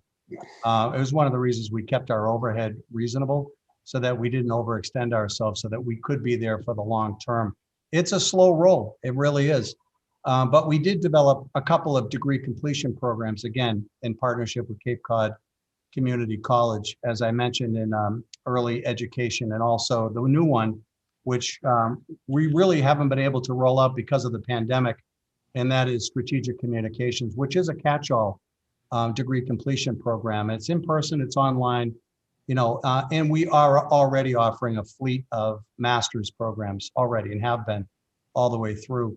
I would say the disappointment for us, there is disappointment, I'll be honest, is we really wanted to activate that building during the day. And that's where we just haven't been able to attract enough interest in the marketplace that's down there, despite our best efforts. We've spent a lot of money in marketing, but we have been able to activate it at night. We have been able to activate it through continuing studies, graduate studies, and community programs like Ask the Professor. But it's that day activation that Cape Cod Collaborative brings. And, and I think between the two of us, that building will be very busy. And I think the town has every reason to be extremely proud and excited about this partnership. Again, the building will be activated for educational purposes. We'll make additional investments in the building, and the town will save money because the collaborative is now based in the town, and that'll save you transportation costs. So again, I really mean this. There's very few times you see a win, win, win. And it truly is. But I want to give our Dean, Dave Crane, a chance to jump in on the programming pieces, Selectman Stone. Yeah, so, there were definitely challenges during the day, as President Clark pointed out. The traditional age students love the traditional college experience. They wanted to be on the campus with their peers, really involved in groups and clubs. Where we had success was at night, running the early childhood program, the strategic communications program, which is now actually, they've changed the name to PR as well. So it's strategic communications and public relations. And that's really where the adult learners, kind of sought us out. We had success. We had students graduate from each program, which was great. And as we look forward, along the lines of what we'll do, with the partnership with Cape Cod Collaborative, we'll continue to rotate in multi-year blocks, degree completion programs in a variety of areas, communications, education, possibly management and others, but where we think there's a real strength for benefiting the people of the Cape is those education programs. And there's a real dovetailing we can do with what the collaborative does, what our College of Graduate Studies does. If you look at kind of the life cycle of teachers, there's the paraprofessionals who generally have a 2-year degree or some college. They can get a education degree completion program from us at night. Then they can, get their certification. That's the next step. And then they can come back to get their master's degree, which is required for the professional licensure for their long-term career goals. So if we look at kind of the stage of teacher preparation, we can do the undergraduate, degree completion, we can do the certification, we can do the graduate, and then we can also do long-term professional development. And I think that's a really strong case to be made for partnering with the collaborative, because we've worked with them, as Paul said, over the years, and it's been very successful. They've also worked with other institutions, and from our point of view as academic affairs at BSU, we always think, no one shouldn't be working with anyone else other than us. We really want the collaborative to stick just with BSU. So we think that's a really strong argument for the partnership. But as we really look at the demographics of the Cape, the adult population is the growing population, and simply put, working folks don't want to go to school during the day. They want to go at night. They want to go hybrid. They want to go online. And so as we're kind of looking, at our slate of programs in the future, we want to tailor the delivery to the population. And we think that it's really going to be at night, really going to be hybrid and online. And we think that's where we can have the most success. But we certainly don't want to, vacate the building during the day or have it be empty during the day. And that's where the collaborative comes in for us. They've got the connections with the school districts. They're bringing in students, but they're also bringing in teachers who may stick with us and do some professional development at night. And, as we can leverage their connection with the school districts across the Cape to kind of bring in a critical mass of students for our degree completion and graduate programs. So we think there's a real, benefit to that. But, the one thing, as we talked about this change, we said at BSU, particularly amongst, myself and the other deans, is, we're really just targeting the programs to when the students want them. And, and it was a great effort during the day, and it just didn't come to fruition. So, we're listening to the students and going where they want us to be. So I think you'll be pleased to see a more active campus at night and a better set of benefits for the students of the Cape than if we had simply just kept trying things during the day that weren't appealing to people. So I hope that answers your question. No, it's a very good answer, and it makes a lot of sense to me, because for entry-level teachers, especially young people who are coming out of college with debt, they might be hesitant to approach graduate programs on a full-time basis right away. Maybe they're going to get a job trying to teach with provisional certification, then get those certification courses through night school and go on and get the, as you indicated, the master's degree, which they generally have 5 years to complete after they initially get hired. So that makes a lot of sense. Thank you. Thank you, Selectman Stone. Selectman Horgan. Evening, everybody. First of all, I want to just introduce myself. It's a pleasure to have you all here tonight. I'm kind of new to this process. I've been into the college myself, and it's the changes you've made have been very impressive.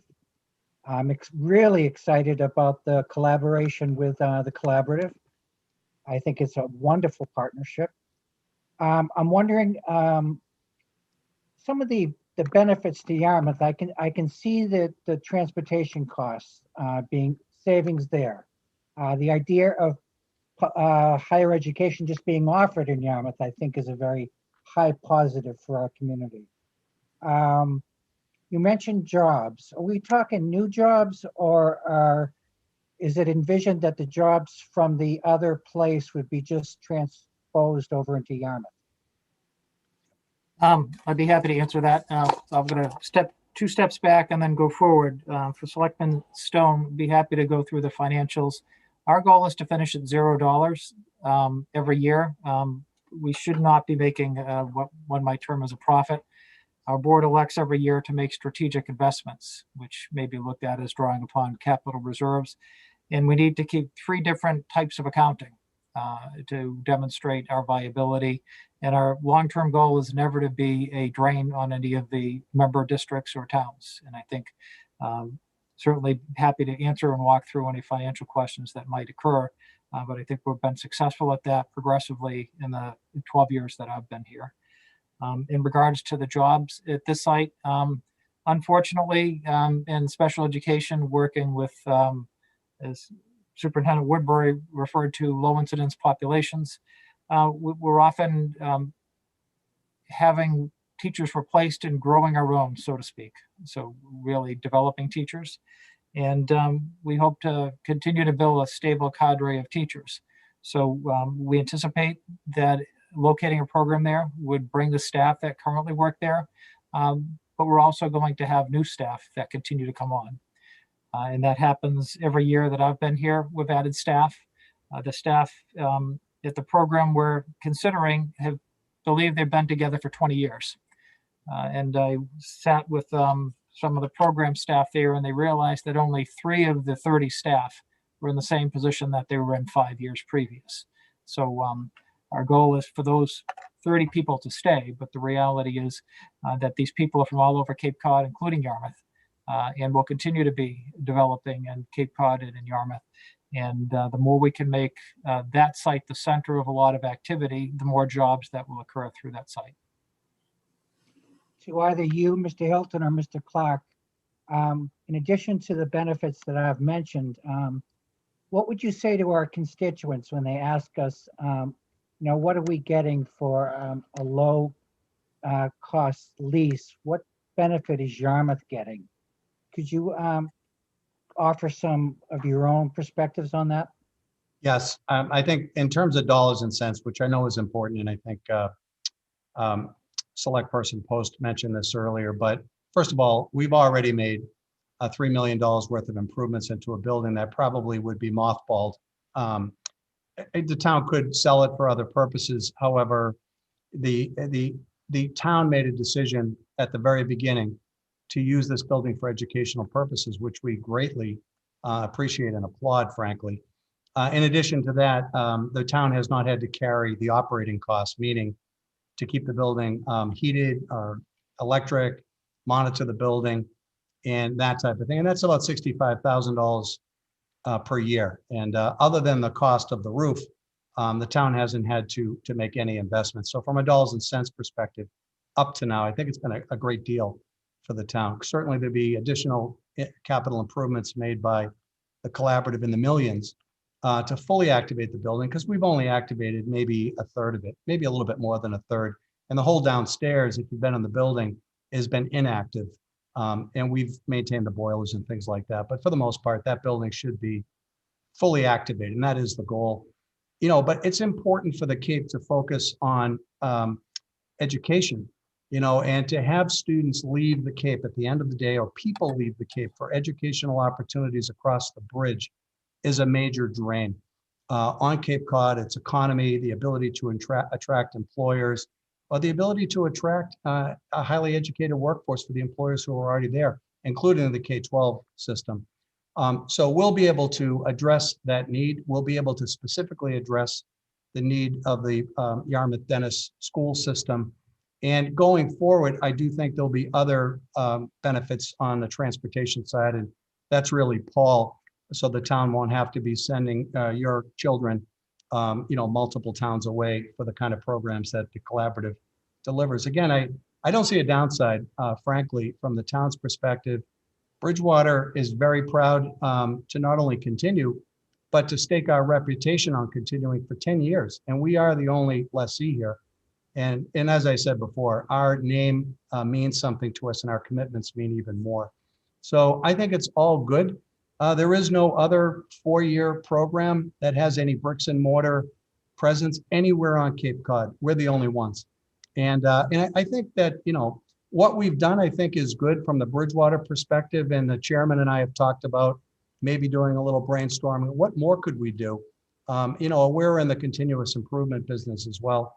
So we would love to engage the board, any other folks, to think about what more could we do for our piece of the building and our programs that we bring to Cape Cod. We already serve the Cape. Our desire is to serve it even better. I'd add very little. I believe we're a good steward. I think we've made the sites better and more community focused that we've occupied and made them more viable and more vibrant being there. Our goal is to do that for Bridgewater and also for the town of Yarmouth. Very good. Selectman Horgan, do you have any more questions? Are you all set? Dan? I think we lost Dan Horgan. He's checked out. I think he's frozen. Well, I'm going to use this moment just to sort of make a couple of comments on my own. I think it was mentioned earlier that this is a win-win-win situation, and I would agree with that. So I want to thank you, President Clark and Paul and the rest of the team here for coming to Yarmouth and presenting what I believe is very, very exciting news. I'm a teacher. I'm very involved in higher education, both with Suffolk University and the community college. And I would agree with the enormous benefits of sustaining relationships with higher education partners. They're critical in terms of the economic development and the improvement of the quality of life here on Cape Cod. So the news that Bridgewater not only wants to sustain its relationship in Yarmouth, but wants to help sort of take it to a different level, to me is quite exciting. I like the idea. It almost seems like a natural that Bridgewater would come together with Cape Cod Collaborative and engage in joint endeavors to train faculty, teachers, and people that are coming into the profession here at this location. I think it's an important mission, and to the extent that we can support it, I think it's to be applauded and enhanced. There's a lot of good work to be done here, so I'm totally in favor of that. The other benefits to Yarmouth, if they're not that clear to some people that might be watching, I think are substantial. The building is going to need improvements, and it's going to need to be maintained and taken care of. It's an old building, and our partners are going to take that burden on, and that's something to be acknowledged and applauded. We also have a lot of Yarmouth kids that participate in the collaborative programs, and for them to not have to travel large distances, but to be able to be educated in their home community is a huge benefit, as well as some of the children in neighboring towns to be able to come here. So I think collectively for Yarmouth, there's a benefit in terms of the quality of life for parents and kids participating in these programs, as well as a savings in terms of transportation costs. Now I've heard from the officials at DY that the numbers could be as high as 200,000 potentially. So savings anywhere between $100,000 and $200,000 is something not to be sneezed at. That's a very significant amount of money that the taxpayers could save here in our communities. And with respect to the added jobs, I don't think anything's being overstated here. The fact is, we'll have an employer with some significant employment activity in our community, and there'll be obviously opportunities for Yarmouth residents to compete and participate in some of that as well. So I think it's clearly a win-win-win, and I'm very excited about it, and potentially the way in which the community will once again actually will be able to sort of see this partnership sort of blossom and develop potentially into other opportunities. I want to acknowledge that President Clark and I have talked about other initiatives that have been discussed in the town.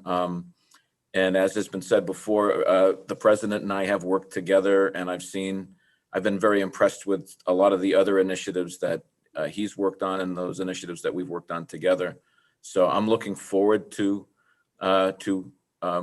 pursuing some of these other activities that we've talked about, because I think they lead to significant benefits to our region as well. So One of those areas, just for example, is in the area of broadband and improving access to that technology. I'm not sure if people are aware, but Bridgewater has made huge investments and has a major role in this space. And this is something that is of enormous interest to residents and businesses here in the town of Yarmouth. So I'm anxious to explore those opportunities and see where we can collaborate and work together. So once again, thank you for the presentation and for all you're doing. Mr. Chairman, What I'd like to do, yes, I'd like to make a motion. I'd like to make a motion that the board support the requests from Bridgewater to authorize a 10-year lease. Is Mr. Clark, is that a requirement of DCAM at this point, or the 10 years? Okay. Yep. And authorize the license process with the Cape Cod Collaborative, with the potentially the comments that I'm not sure of the specific wording in terms of capital, if that could be worked out, but if we, I don't think any other board members had any other recommendations, but with that, I'd make the motion that we support the two requests and authorize the chair to sign that on our behalf. do I have a second on the motion? I'll second it. Question, Question from the town administrator. Bob. just a question, does that authorize me to enter into negotiations to help prepare the documents for you to review and then sign? Is that Oh, how you're- yes, it does, Mr. Lawton. Aren't you lucky? I know, just wanted to make Oh, sure. I thought I said that. I'm sorry. Yeah, I think That- you did, my hearing is going, so. That goes without saying. That's implied. okay, so there's I a just second wanna make for sure that, that it's clear. there's a second for that motion as well. Okay, that's very, Thank very you. good. Who made the second? Was that Mr. Stone? Yep. Okay, do we have any discussion on the motion as clarified by our interim town administrator? Yes, Mr. Horgan. We're gonna have to unmute you. Yes, Apologize, I got bumped out of the meeting. Just two quick questions. How do you envision the timing of the additional construction playing out? Sure. Once we finalize the lease, would start occupying some space and would elicit some feedback from an architect, and during the occupancy, begin the construction. So if you looked at the slides that we had gone through initially, we anticipate during the first year evaluating what needed to be completed and completing that construction between 2001 and the summer of 2022 to open up in September of 2022 for the full occupancy of the building. Is there any intention of using the fields that are adjacent to the school for the collaborative? We've entered into relationships with leases previously, and with town fields being proximal, we would follow the town rules for access to those fields, meaning we wouldn't ask that to be incorporated to the lease, other than we'd go through the process of working with the town of Yarmouth, that if they weren't being used, the kids might be able to play for certain hours, Sure. but not part of the lease, just an opportunity to access. mhm. Okay, thank you, Mr. Chairman. Okay, we all set? Any further discussion on the motion? Hearing none, I have to call for a roll call vote. All those in favor say aye. Eric Tolley, Aye. Dan Horgan, Aye. Tracy Post, Aye. Mike Stone, Aye. and chair votes aye. The vote's unanimous. And we can't leave this meeting without saying it's great to see Mr. DiMacedo in his non-legislative role and his wonderful smile.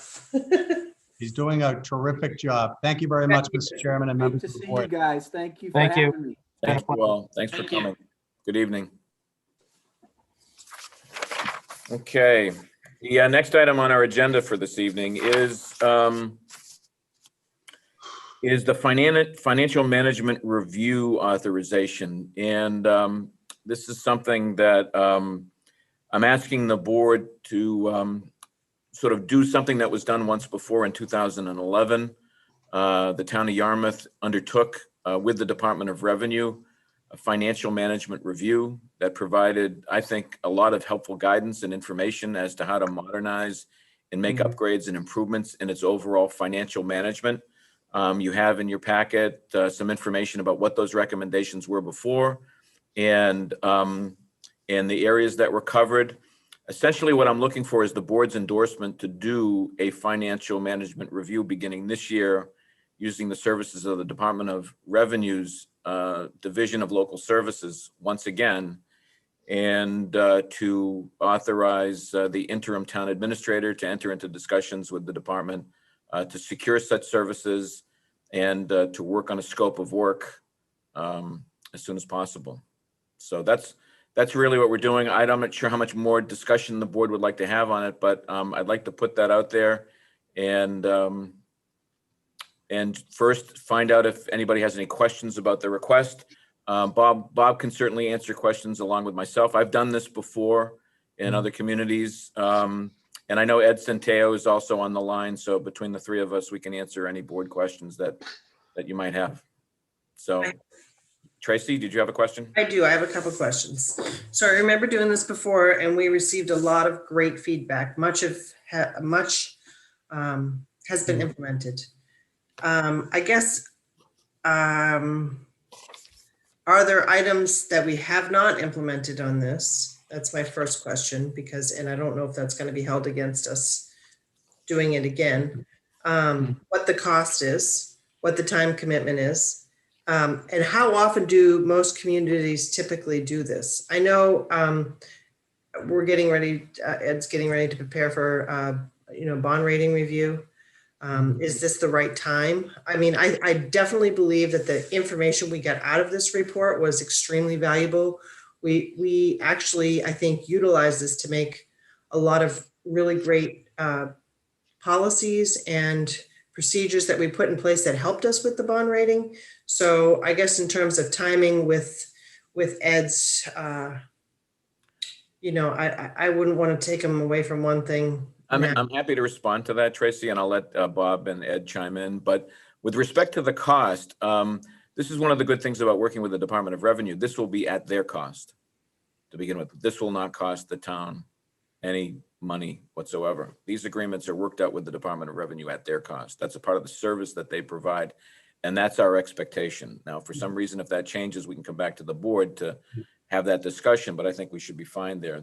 The work and the timing of it is done in a way that's cooperative. So this becomes part of the process of setting it up, because you're right, we're in transition. We having a lot of demands on staff. Bob's interim right now, and Ed obviously has his hands full. But that becomes part of the process of our discussions with the Department of Revenue, is refining the scope and then working with staff to make sure that the timing is done in the least inconvenient way possible. Now, I'll let Bob and Ed chime in if they have anything to add or comment on. Bob? Oops. Yeah, I'm unmuted. I think they're done about every 10 years, Tracy, and this is a perfect time. It's been longer than that, but it's a perfect time with the major changeover. I think Ed might be able to answer the question of what has not been done. I'm not sure. Ed, do you have that information? Yes, I do, and it's in the packet. There's a status. It's the last column next to each of the recommendations. And it outlines what hasn't been completed and what has been completed. Okay. Let's see, what page is that on? Do you know? Oh, well. I know it ends on 158, so it would be a few pages, about 10 pages before that. Okay. And do you think that these are things that should be completed before we start again, or are we? When I before Dan was hired, I contacted them and gave them our status, and they felt that, and I asked whether they would like to do that review or would consent to doing the review at that time, again, to give him some background before he started on the financial management processes. And they said no, because we had pretty much completed all of the items to their satisfaction. anything that we didn't do, they accepted the reason why we didn't do them. For example, putting the credit card charges on a golf payer, because in the private sector, you don't do that. So we didn't want to be disadvantaged in our course versus the private sector. So they understood, and we're okay with that. And we look forward to this type of review. We like when we get the audits from our independent auditors and have reviews from the DOR, because we'd like to know if we're not doing things to the optimal level. Now, the DOR has indicated they don't want to do these reviews again, looking at the same focus. They would like to take a different focus because they feel that we're in good shape, and that they actually want to partner with us to do webinars for other communities throughout the state based on the different types of things that we do. So we're going to partner with them to put out the best practices that we've employed in Yarmouth. And to your point, thank you very much about, the workload issue. It's a lot better now. We've been able to hire the 3 missing positions that we have. We have to do a lot of training, but we're in better shape than we have been in 3 years. And we just completed the bond rating. Excellent. So that review is done. Thank you. But thank you for your concern. Next for questions, I'm going to ask Selectman Horgan. Oh, actually, those are the question. I had the time question and also the cost. So I'm all set. Thank you. Mr. Stone? I think Tracy's identified the pertinent questions here, and I think they've been answered. I'd be predisposed to favor this review. I think it can only make the performance of the town better. And I think it could ultimately also enhance the management portion of the bond rating reviews going forward. So I see a benefit there as well. And I appreciate the input from Bob Lawton and yourself and Ed Centeo as well. I think between the 3 of you, you've kind of got me focused on what's important here. Yeah, and before I ask Selectman Tolley to comment, we have talked about AAA bond ratings. This can certainly be helpful to us in thinking about other things that we might be able to do to move in that direction. Anytime a town takes this kind of aggressive initiative to look at ways to strengthen and improve its financial management, generally get positive reviews from the rating agencies and the rating companies. Selectman Tolley, any comments? My only question was how we parlay this into an increased bond rating. So you just answered that. So that's all I have. Thank you. Mr. Chairman? Mr. Centeo, yes. Just want to let you know, in our bond rating, we got the highest, again, a very strong rating for management. So our management is good. What they dinged us on this time, and I'll give you a summary like I do each time we do a bond rating, but it was our financial flexibility or budgetary performance, which is we don't generate enough free cash from our expenses because we budget so tightly.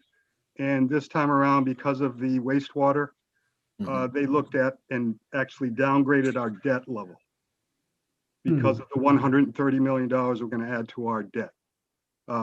Even though we said we're going to do that, not utilizing taxpayer dollars.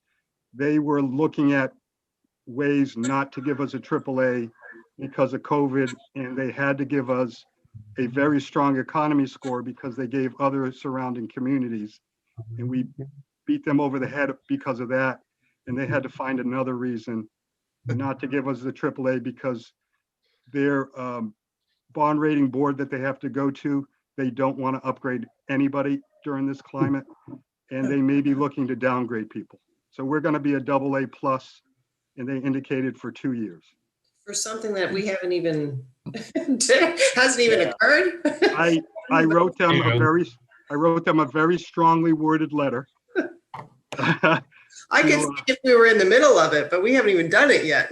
Right. It was they were looking for ways not to upgrade us, and they're going to be looking at AAA communities and downgrading some. Okay, very good. So do we have I'll make a motion that the town move forward with the financial review with the Department of Revenue. Second. Or is it the Department of Local? No, it's Department of Department of Revenue. Revenue. Okay. I'll second that. Can I ask one question before we proceed? Sure. Ed, do you think that downgrade was because the financial approach we have, the wastewater is only for the first phase of the project and it's such a long-term project? Did that have anything to do with it? Well, when you see the rating, and when I give you the review, they looked at our midterm commitments to borrowing, and $130,000 or $130 million they felt was a fairly large chunk. I gave them our funding plan for the debt service, and they actually commented favorably about that plan. So the plan that we've been working on for 9 years, utilizing non-tax dollars for the first phase and on, I really think they were looking for an excuse not to give us a AAA, so that's what they were doing. Now, 70% of our score is very strong. 10% of that is an overall state score. So only 20% of our score was not very strong, it was strong.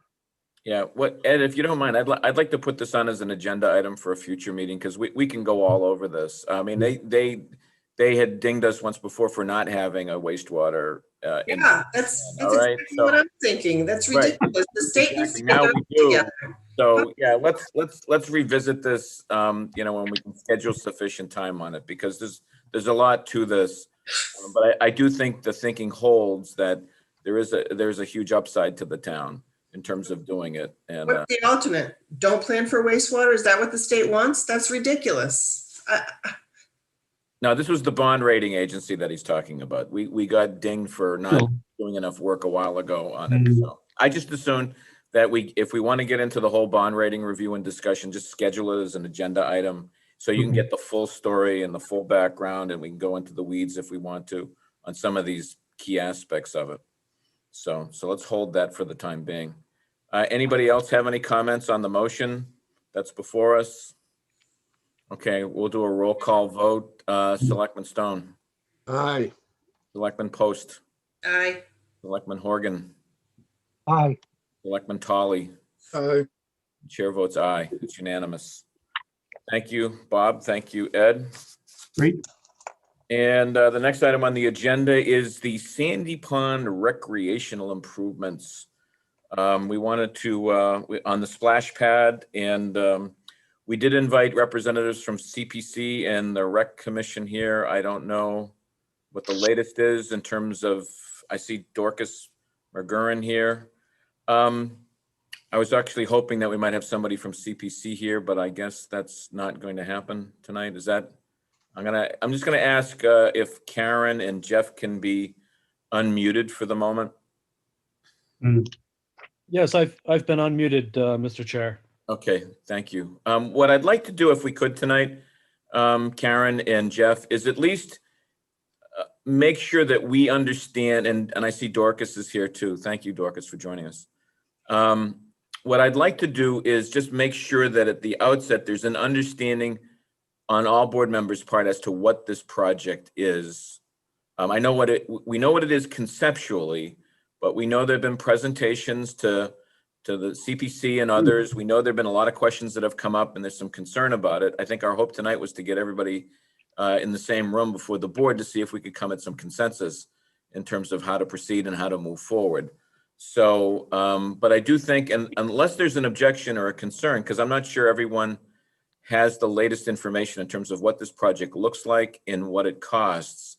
So it might be some value just to spend a few minutes if Jeff and Karen can just characterize it and talk about it, at least its current cost estimates. I haven't seen the latest cost estimates, but I'd like to know what they are. I'd like to know the schematic of the master plan at Sandy Pond. And then I think once we have the facts on the table, then I think we go into the next set of questions in terms of where the concerns are. And that's when I'd like to bring Dorcas in and anybody else representing the Recreation Commission. So can you start, Karen and Jeff? Yeah, I can start. We're going to do a bit of a tag team. I have the slides on my screen, so with your permission, I'm going to go ahead and share. The first slide is the master plan that shows the whole of Sandy Pond. So I don't know if We can see it. to the different elements that are therein to help everybody get situated. Yeah, I can talk through the general components. This master plan was developed several years ago before I was involved, but Pat Armstrong worked closely with the Recreation Commission to develop this master plan. And you can see on the left-hand side of the diagram, there's the softball field. There's also just below that is the dog park. To the right of the softball field is the restrooms. That's shown in a brown color. And then adjacent to that is the conceptual splash pad, as well as inclusive playground and a shade structure that all complement each other. And that's the general area that we're talking about for the current application with CPC. But there's also components related to expanding the parking, which you can see just to the south. There is also a component with adding pickleball and tennis courts that's a little bit closer than the current area along the road there, as well as a minor increase in the size of the multi-use field. And these are things the board, I believe, had a presentation on in about 2018. The board was appreciative of most of the components of this, and so we've been looking to advance that ever since.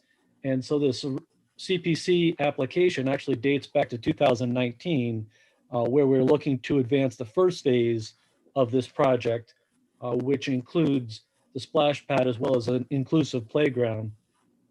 The reason it dates back all the way to 2019 is because, as the board is well aware, we had COVID issues and things were delayed, and town meeting articles were streamlined. And so, things have kind of developed as we've gone here, but we're now poised to have a phase one, which again includes the inclusive playground, which is also referred to as a handicap playground, as well as the splash pad.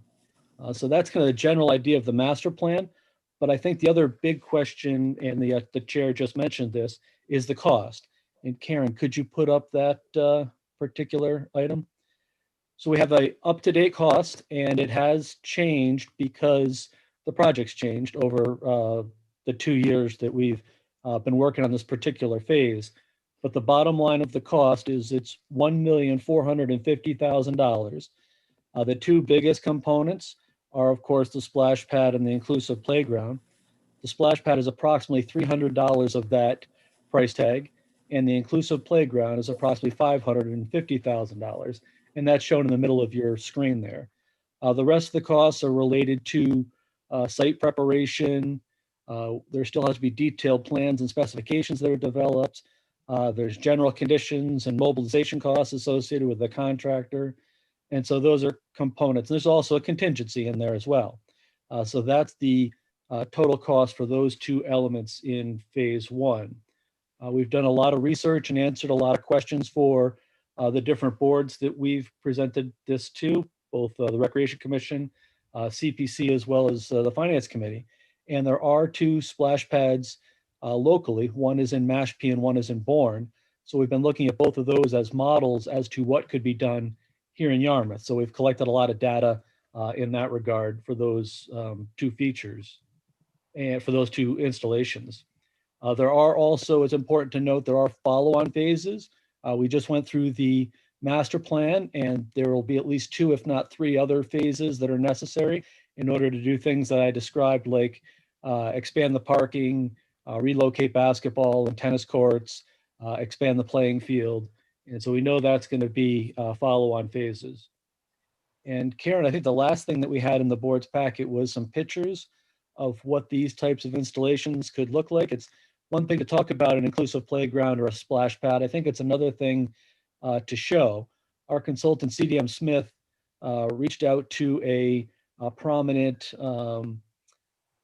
vendor that provides these type of structures. And as Karen's flipping through, this is one in Rentham. It's an inclusive playground, happens to be one that has a turf below it, but what has been discussed in Yarmouth is potentially a rubber mat. Both of those are very accommodating to those to the users. And this is one that's in Seekonk. And another piece that's important with some of these pictures is also the cost. This also kind of validates the cost associated with the numbers you saw previously. It's in the same ballpark as we're talking about. This is just a construction picture for Seekonk. But Karen, if you could just transition down to the splash pad components, just so people could kind of see what those look like at the end of these pictures. It gives you a full picture of what a inclusive playground could look like, as well as splash pad. Now, these splash pads that we're showing pictures of here from this particular vendor are not from Massachusetts, but it does show what it could look like. What we've been talking about for features with the splash pad are something that would be user activated, that would have a limited time frame in which that facility is open. It wouldn't be year round, obviously, because that's not conducive to colder weather. But given that it would be user activated, it would have a minimal amount of water. There would be no standing water as part of a splash pad. So those are all entities that we are looking into and contemplating for this particular installation. And as I mentioned before, we've reached out to both Bourne and Mashpee on lessons learned for their features and what might actually be something that would work for Yarmouth. So that's kind of just a general overview of the project, Mr. Chairman, and I'm happy to answer any questions. Karen, I don't know if you have anything you want to add. Well, I just a point of information, Jeff.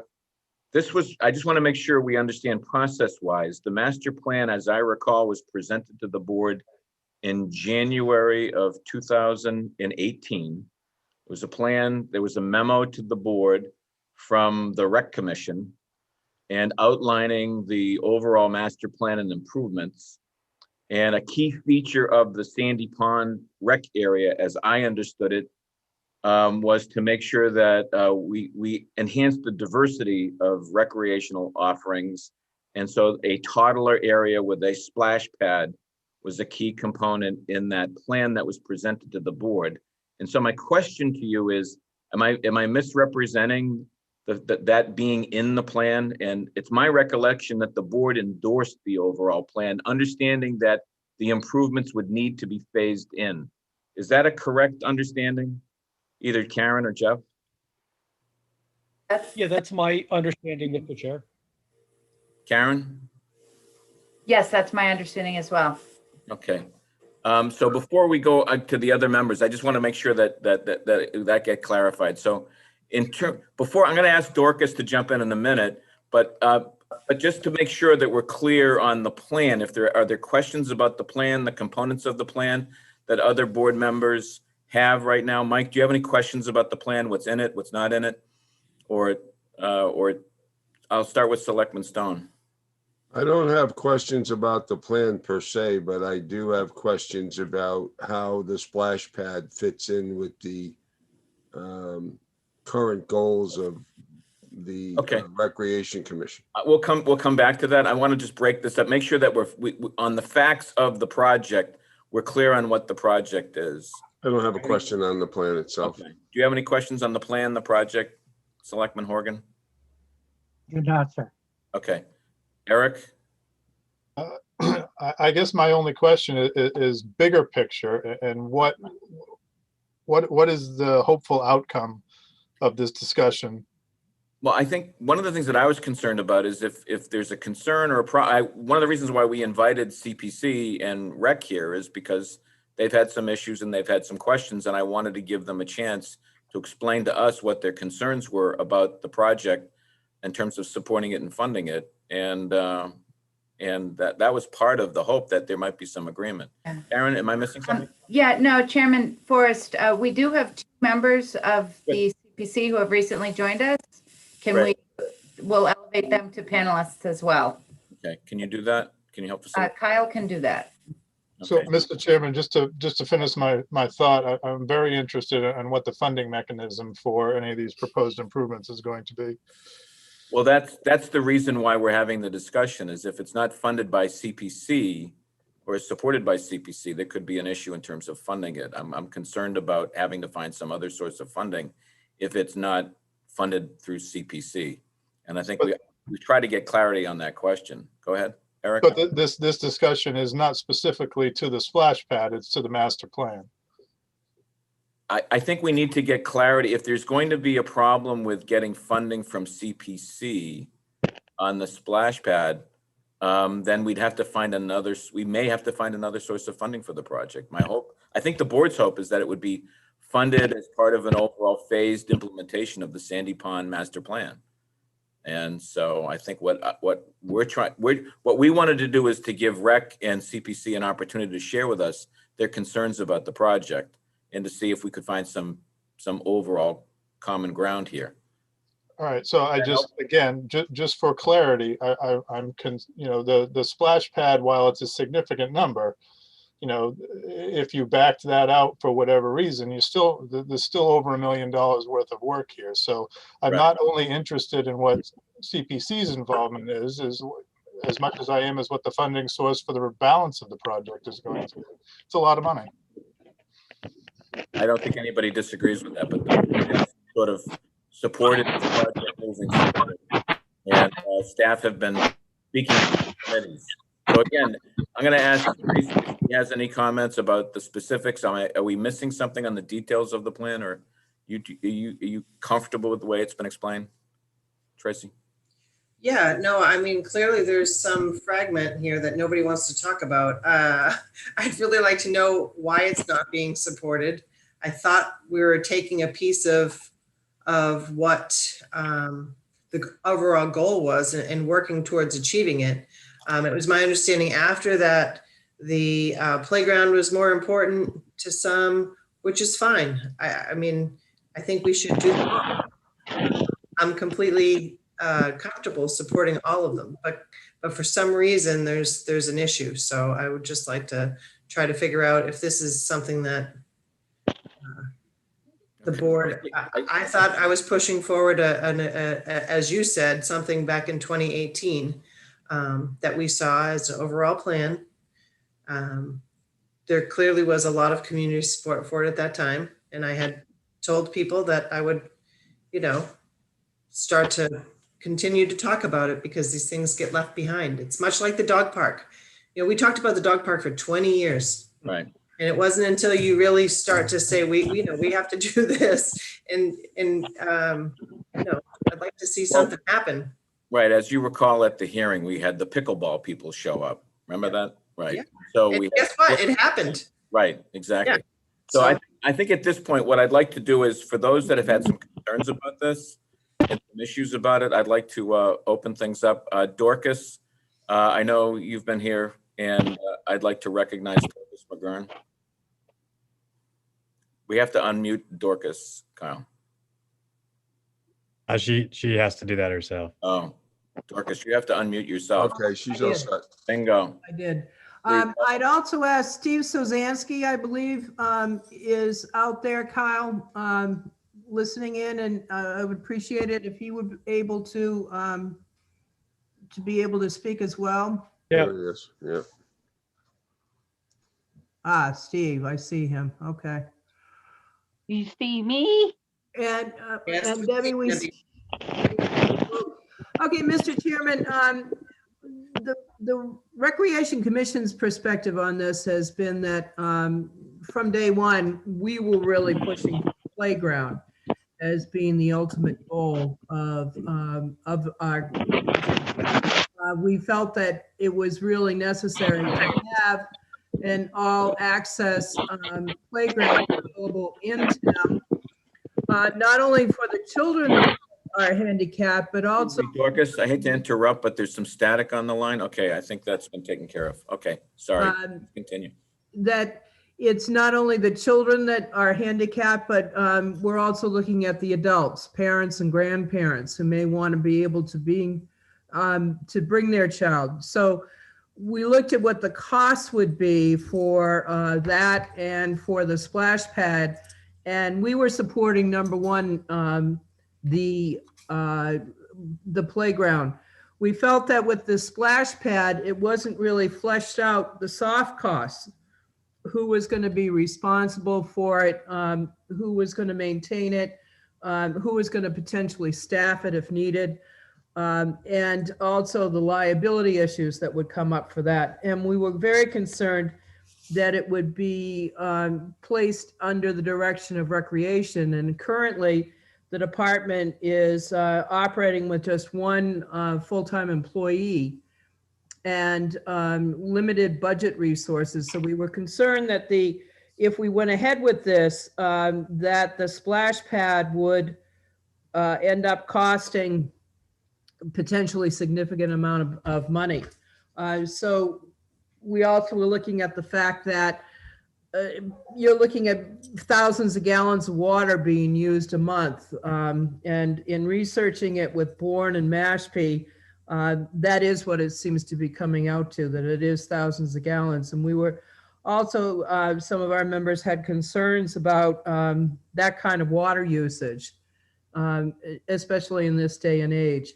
And in the original proposal that had come to you, the playground was not included. It was just the splash pad. So we were very happy to see that now the playground is included in that as well. I guess what we're just trying to say is that our number one goal is the playground. The splash pad we feel is kind of incidental. I yield to Steve Szanski. Steve, is there something you'd like to add to that? One of the concerns that we had was that the estimated water usage is 1.5 million gallons per year. We actually, for the town of Yarmouth, that's what we actually pump out of the aquifer and put into storage. 1.5 million a year is what we pump out. Now we're talking about pumping out and dumping it back into the ground. The other question that we have about it is the existing bathroom facility. To the best of my knowledge, in my the research I've done, is that bathroom we have there is not ADA compliant. And I've sent in to the board a little piece of paper, a little Word doc that has a whole bunch of stuff on it. And Yarmouth did an ADA self-analysis in 2018 and determined that there was no accessible restrooms at Sandy Pond. So the restrooms, I don't believe, are sufficient to have with the splash pad or the playground for that matter. The parking is totally inadequate as it stands right now. To the best of my knowledge, there's no handicap parking at all. Jeff did say that we would add some handicap parking, but I don't know where all this parking is going to go. Talking about parking, during the summer with the softball games there, you can't even get into that park and find a parking spot. So without adding additional parking, I don't know how anybody's going to park if they came to the splash pad. Talking about coming to the splash pad, who's going to control how many people come from how many different towns? There's going to be busloads of people coming from daycare, coming in to use the splash pad. And who's going to monitor it? There's nobody there that's supposed to be taking care of it. My opinion is we have water all around us. There's 3 beaches within a 10-minute ride of this area. There's water, freshwater pond right on the premises. Something I did research on it and I found out that stuff like the surrounding area around the splash pad is going to be grass. When the grass gets cut, all the kids are going to come off the grass onto the splash pad, and all of that grass is going to clog the drains. Who's going to clean the drains? Who's going to pick up the dirty diapers from the toddlers running around with diapers on? Give me a break. That's good for me. Give you a break? What does that mean, give you a break? Well, Give me a break. Let me take a rest. Yeah. Again, we're working off of your master plan. Right. Recorded in 2018. None of these issues were raised in it. I've got the document right in front of me. I'm looking at it. Is there someone else that wants to speak to this? I see Liz Husgrove. You've got your hand raised. Liz? Thank you, Chairman. Liz Hartsgrove, I am the Vice Chair of Planning and the CPC representative for the Planning Board. Some of the questions, as you can see, did come up during the CPC, and it was really more of a cost analysis of making sure that it's sustainable financially, that insurance, all of those extra boxes that might not have been looked at or included in the package needed to be presented. So that way, just like a typical CPC application, when money is being asked, we need to make sure that the program is going to be sustained and be financially sound. So that was really the gist of it. It is being supported by CPC to go on the actual town meeting warrant. It's just that there were some unanswered questions, and I think that's and it wasn't presented to us. Okay, is there anybody else? I see Debbie Clark has her hand raised. Debbie? You're muted, Debbie. Thank you, Liz. Now, can you hear me? Yes. Yes. Oh, good. Yes, I'm on the CPA committee also. And I've been discussing this for a number of years now. I started this playground for Sandy Pond. I'm going to go back 15 years ago, and I had some handicapped parents. Now I'm asking them again, and they said, well, nothing happened the last time, and we're kind of disappointed. And like I told the selectmen before, that there's a lot of kids that are under the spectrum of between autism and just, what's the other word I want to use? You know, deafness, blindness, even, and it's just not kids. It's a lot of young adults, and they're all under the spectrum. So I think, and the board also agrees with me that we really do need a nice a handicap park for the kids. If pickleball can do it, we should be able to do it. You know, they worked hard and everything else. And a few of us on the board are willing to work hard to get this. This is a dream of mine for the last 15, 20 years. And I would really love to see it happen. Can I ask you a question, Debbie? Sure. When this master plan was put together and presented to the board, why wasn't that sort of showcased or featured as an important priority in the plan?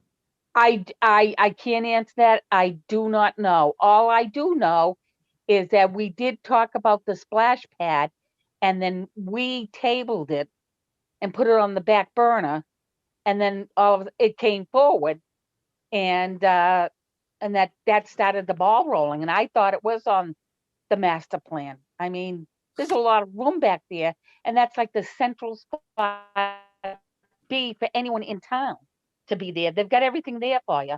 And I just feel as though the young children and adults, they don't have a really nice handicap playground. I understand. Dorcas, did you want to respond to that? I did. Well, going back to Tracy's question and yours about it being on the master plan, originally we were all for the splash park. In fact, if you recall, there was a proposal made to put the splash park at Parker Rivers Beach, and there was funding that was actually awarded for that project, and then it didn't come to fruition. And the reason it didn't come to fruition was because a lot of questions then started to come to the surface. Questions about the soft costs, the water, the insurance, staffing, etc. And so our focus really then shifted from the splash pad to the all-inclusive playground. And perhaps that wasn't as well communicated back to the board as we should have. But what we were discussing was that, like Steve said, you know, we have huge splash pads that are available right now on the west, north, and south sides of town, i.e. the ocean, and also all of the ponds that we have in town. And so we felt that we really needed to do something for our handicapped children, because we really have not. And if you look at the criteria that's out there as a requirement, we're not meeting those ADA guidelines for the town. So it behooves us to step up and do something about that. So looking at the costs, we just decided that we would shy away from the splash pad as more concerns came up. And then the crowning glory for us was the injury that happened at Bourne. You know, it just brought up for us great concerns about liability, et cetera, that could happen at a splash pad. So, I mean, that's to answer your question of why, you know, in 2018, were we talking one way and now talking another. Mark, can I just make? Go ahead, Tracy. Well, I think Jeff, first of all, I completely agree the CPC should have a full understanding. And I think we all should have a full understanding of what the costs are. And I know Jeff had spoke to this before to me in terms of, or to our board in terms of the water. But I think one thing that I think has been lost in this conversation is the fact that the splash pad is ADA compliant and is accessible for handicap. So, and I'm not saying that the playground is not a wonderful idea. It was a smaller piece to start to move forward. And I think we should do them both. It shouldn't be, in my opinion, one or the other. I mean, I think they're both going to be amazing assets to our community. So in terms of us as a board, making sure through Jeff that we get the water question answered and a lot of those soft cost answers for the CPC, I think that would be extremely beneficial. I think we have to add on to that though as well, Tracy, the concerns that Steve has raised, which is the parking and also that the restroom facilities there are ADA compliant as well. In our original looking at the plan for Sandy Pond, actually the first phase was supposed to be the parking and the restrooms, and then everything else kind of spreading out from that. And now what we seem to be doing is like looking specifically at the playground and at the splash pad, and we're not really looking at some of those other contingencies that we need to, i.e. the parking and the restroom. Sorry, I have a noisy dog in my house. And that's okay. That's okay. Okay, I'm gonna before I go to the board, I'm gonna give Liz one more crack. Yeah, just to add on to Dorcas, just as a FYI and a reminder, public safety is a huge component to add into when you're doing the cost analysis for the annual cost analysis of it. You know, it's in a nice remote area, but it's closer to the Hyannis line. And there might be some people that walk in and stay there. So I would like to have the police actually weigh in also on that potential use of people maybe bathing in that splash pad. It's a situation that we can't ignore, and we just need to make sure that going forward we have those those questions answered, because it is an issue in the downtown Hyannis area, I know, in public restrooms and stuff. So if that is something that is available to people, then it might be something that is a different type of attraction than we want. And so having the police aware of that situation, along with the parking demands, if we're having challenges at Grays Beach, how is that going to impact Sandy Pond? So those are just tidbits for your future quest. Okay, I'm gonna go to the board just to now I was expecting someone to offer a compromise or some suggestions on how to go forward. I don't know, Dorcas or Liz or you folks had some suggestions in terms of how to proceed. Again, we're working from your master plan. A lot of these questions that you're raising, you know, I would have expected, you know, if they were significant, at least they would have been just discussed in the master plan and at least some ideas in terms of how to address them. But be that as it may, we embraced it. And, I have all the newspaper clips from that meeting about the emphasis on a toddler area and the pickleball courts. And we had a full meeting of pickleball people. I know there's been interest in having a diverse array of offerings in terms of recreational opportunities in Yarmouth. And so the idea of focusing on the toddler area and the splash pad should not be surprising, only because it was featured in as a key component of your overall plan back in 2018.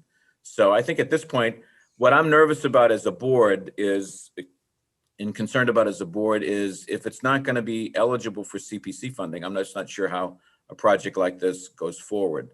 And that's the concern that I have. And I'm concerned about having a debate on town meeting floor with the select board pushing for the project, or at least the majority of the board seeing some value in it, because we did act on it at the last town meeting, at least in terms of our recommendations. So I'd like to see us try to have consensus if we can in terms of how to proceed. So, I'd like to see if someone has a consensus recommendation for the board to consider before we get the board to react to that or comment on that. So Liz, do you have a consensus proposal? For the CPC, Mark, I think what would be really, that would just help CPC supporting it on the town meeting floor is making sure that the selectmen have signed off on those expenses that have been expressed.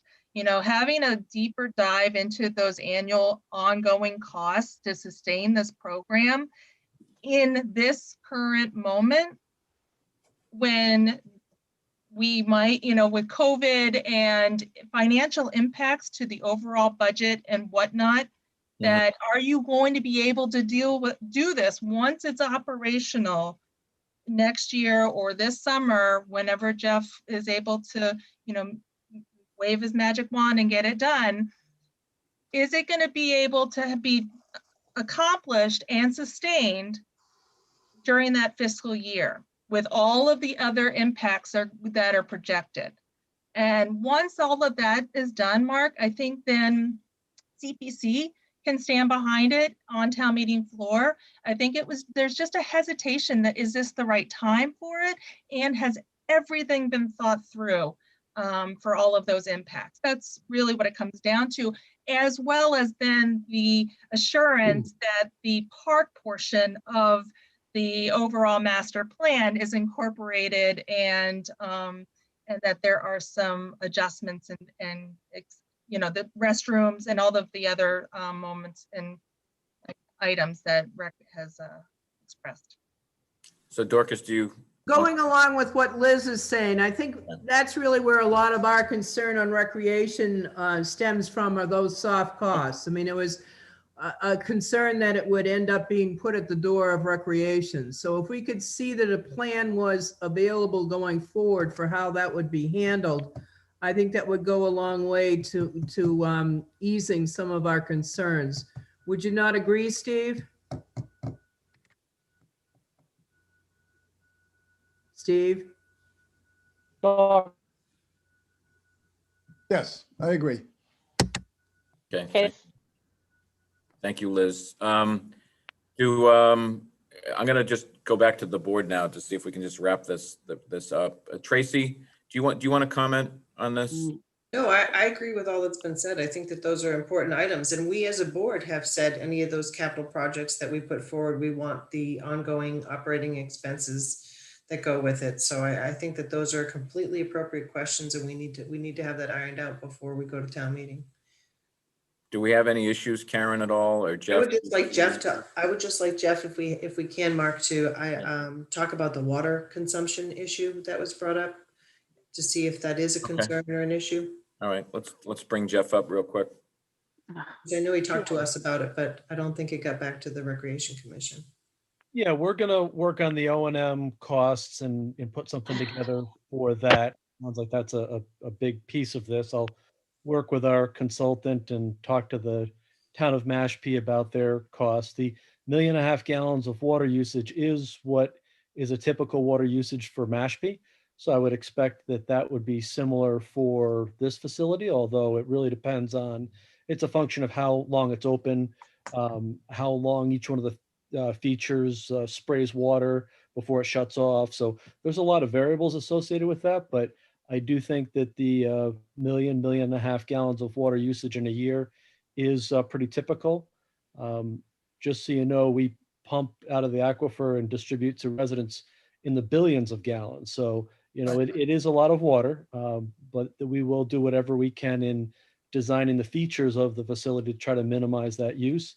And I did talk with the Board of Health about the recharge, and recharge is critical for this. This will get recharged back to the aquifer.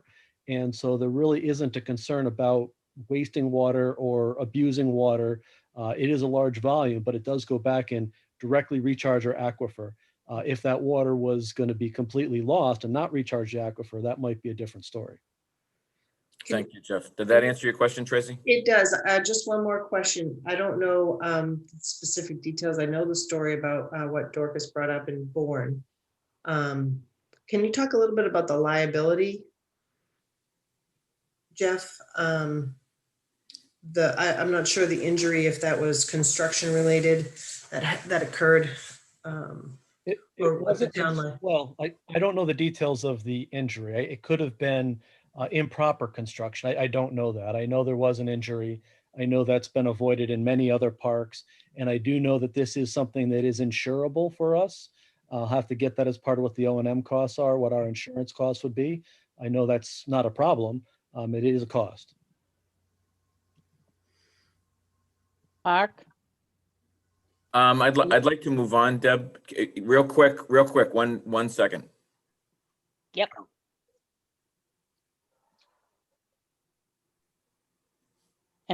Am I allowed to speak?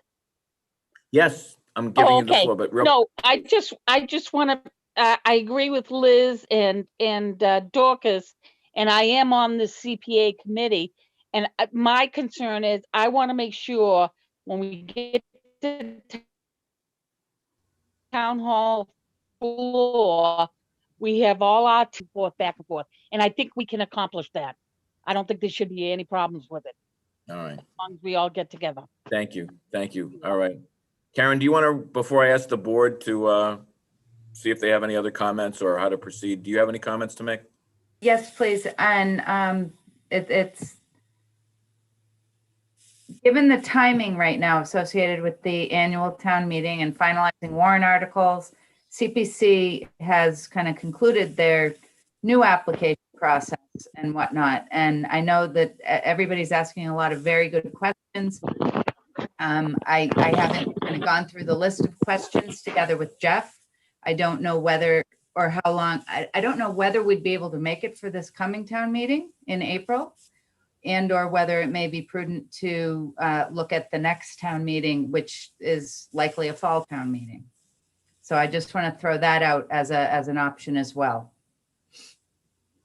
Okay, so that's an option for the board to consider in terms of, what you're saying is we're not going to have enough time to get the application together for CPC, and it's best to defer it to the next round.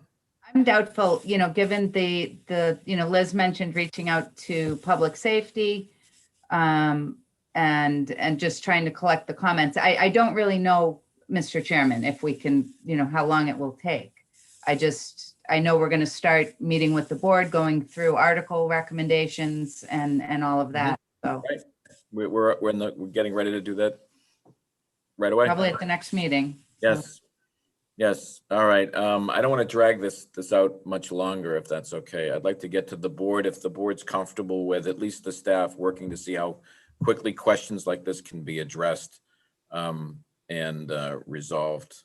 I think that they're looking for some direction. Isn't that a fair case, Karen? You're looking for some direction from the board in terms of what to do next? Yes, please. Yeah, and you're letting us know that providing the answers could take a little bit of time, maybe even pushing us past the deadline, right? I would imagine, and I'd welcome Jeff to chime in with any of the other questions. Okay.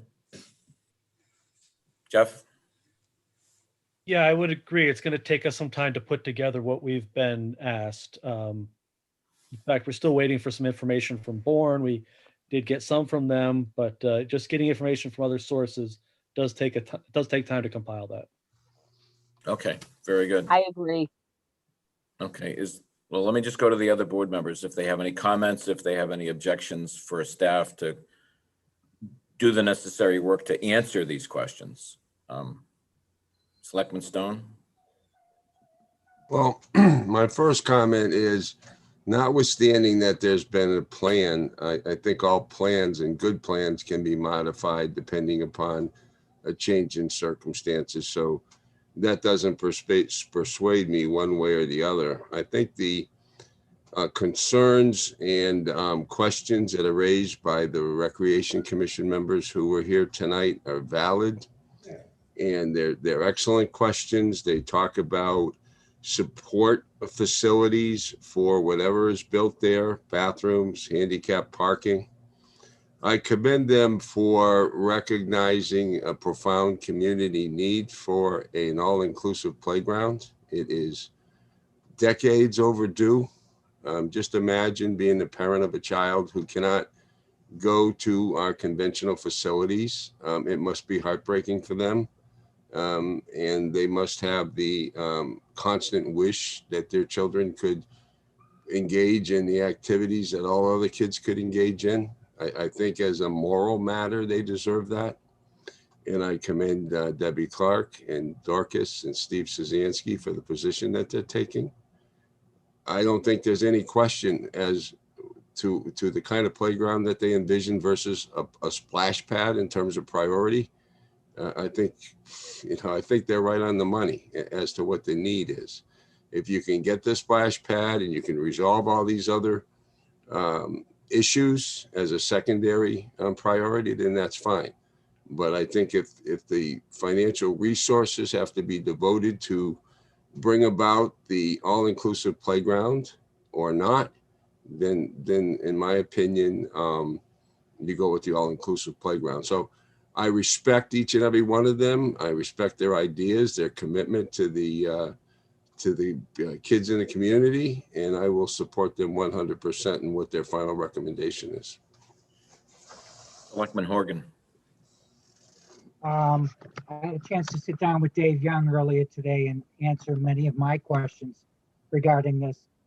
I think one of my questions is with CPC funding, how much is actually available? Can we do the splash pad and the park at the same time? Or do we have those kind of funds available? I'm going to ask Karen to answer that. Yeah, I can answer that. Based on the available funding, Dan, I think that we could cover it. As Jeff showed, the costs do escalate over time. I do believe the money is there, but it would have to be voted from CPC from the different, dedicated funding sources. Okay. The questions are good questions. I absolutely agree with them. They need answers if we're going to have the semblance of knowing what we're doing on town meeting floor. Both of these seem very desirable for West Yarmouth. I'd love to see them all go forward. I think it's a valid point. However, if you're going to do the water park and the handicap park, we may need to include some handicap provision parking and a look at the bathrooms just as a part of that first phase. And I'd like someone to look at the costs of the two components of the park with whatever adjustments need to be made with parking and bathroom facilities. Because I don't think you can do them without adjusting those two other things. However, that said, if CPC has the funding, I really am in support of this. And I think we can all come to a consensus once the other questions are answered. And it seems if we have the funding, we should go forward on this and provide this kind of a setting for the western part of our town. Thank you, Dan. Selectman Tully. A couple of things, I am in favor of the totality of the project. I think an all-inclusive facility will fill a great need that we have in our community. To many of Mike's points, I agree with a lot of those. I think in terms of the O&M costs, those things are that the board are things that the Board of Selectmen always like to have ironed out before we get to town meeting floor, before supporting a project like this.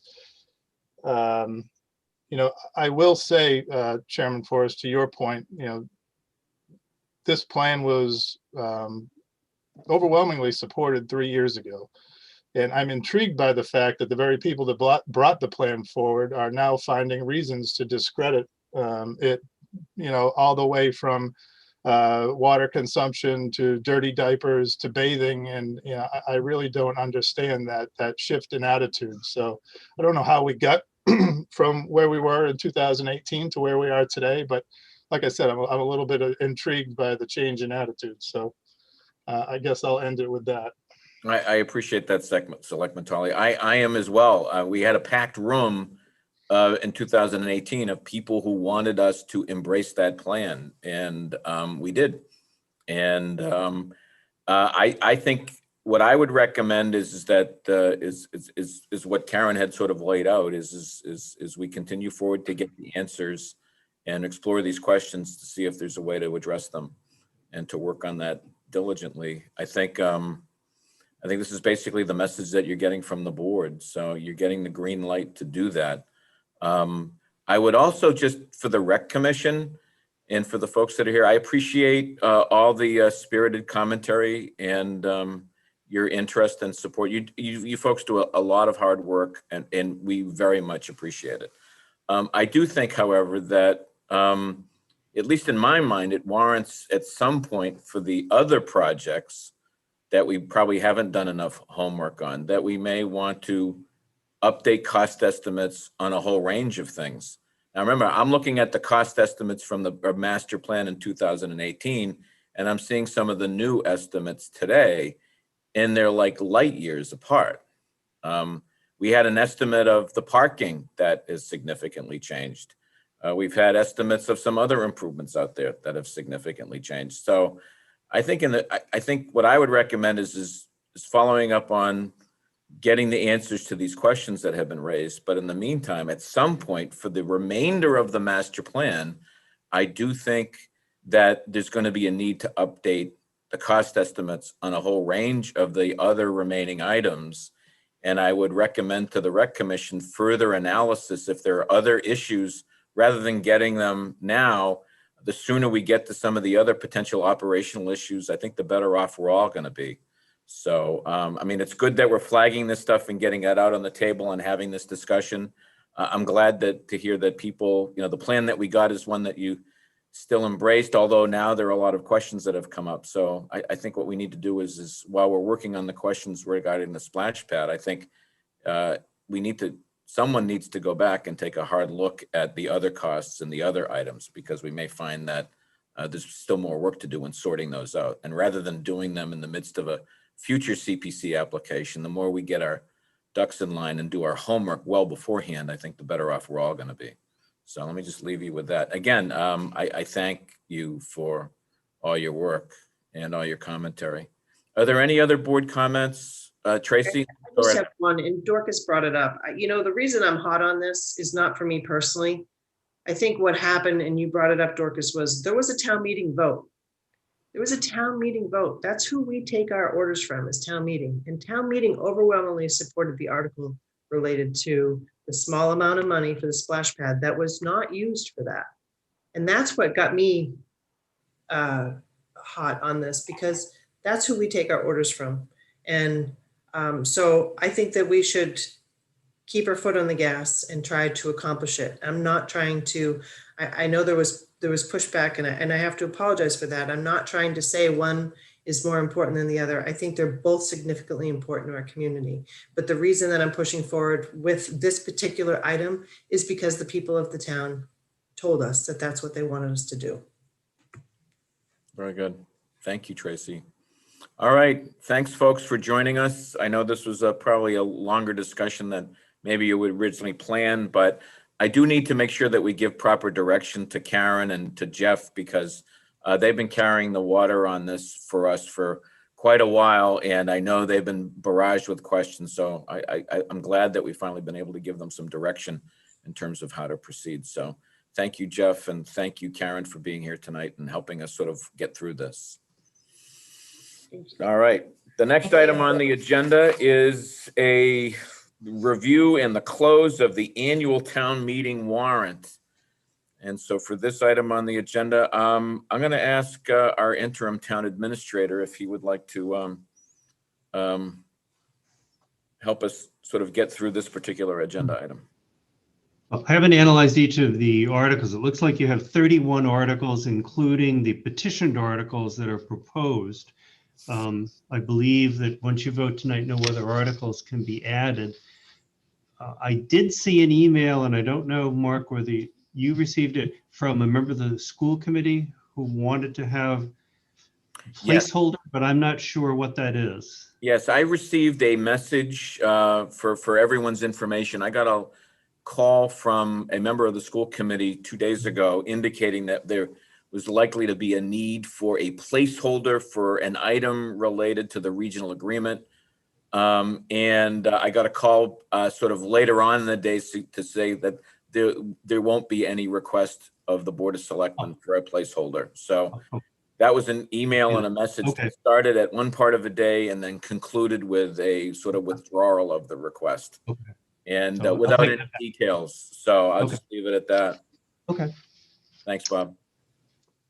So I don't think I've heard anything today anyway about any additional articles. So I'm assuming that this is it with your 31. Now, the good news is you can add them, you can remove them before we go to publication. So I guess this would be the maximum. I think Mr. Horgan has a question. Selectman Horgan, your question. Oh, he's freezing up again on us. It's winter over at Dan's house. I guess so. All right, well. I guess my question is, do We can hear you, but it's partially.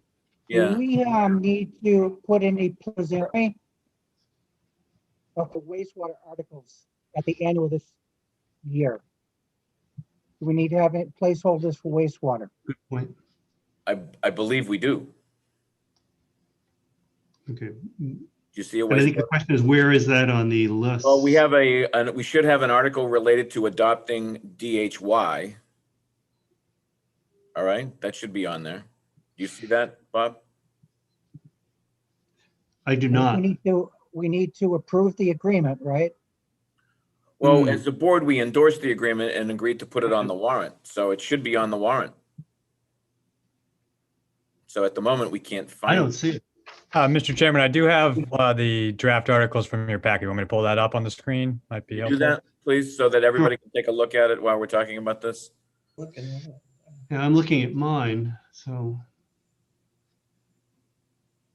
Thank you, Mr. Horgan. I'm glad you brought that up. Yeah, I don't. I don't. I don't. I could You be know, missing like, I'm glad you brought it up because I don't see it there. Thank you. And I think we need to address, don't we have to try to get the first phase funding completed? DHY. We do. Is Jeff Colby with us or is Jeff left? Kyle. He's still there. He's just. Jeff's still here.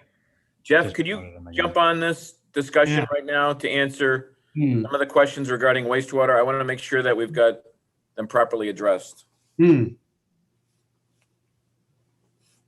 Selectman Horgan is asking a very good question. Do we have on our warrant, which should be on the screen, all of the wastewater articles? Can you just take a look at that, please? Yeah, I think that's a very good point about DHY. I don't see it on there. I don't either. But I do think that needs to be added.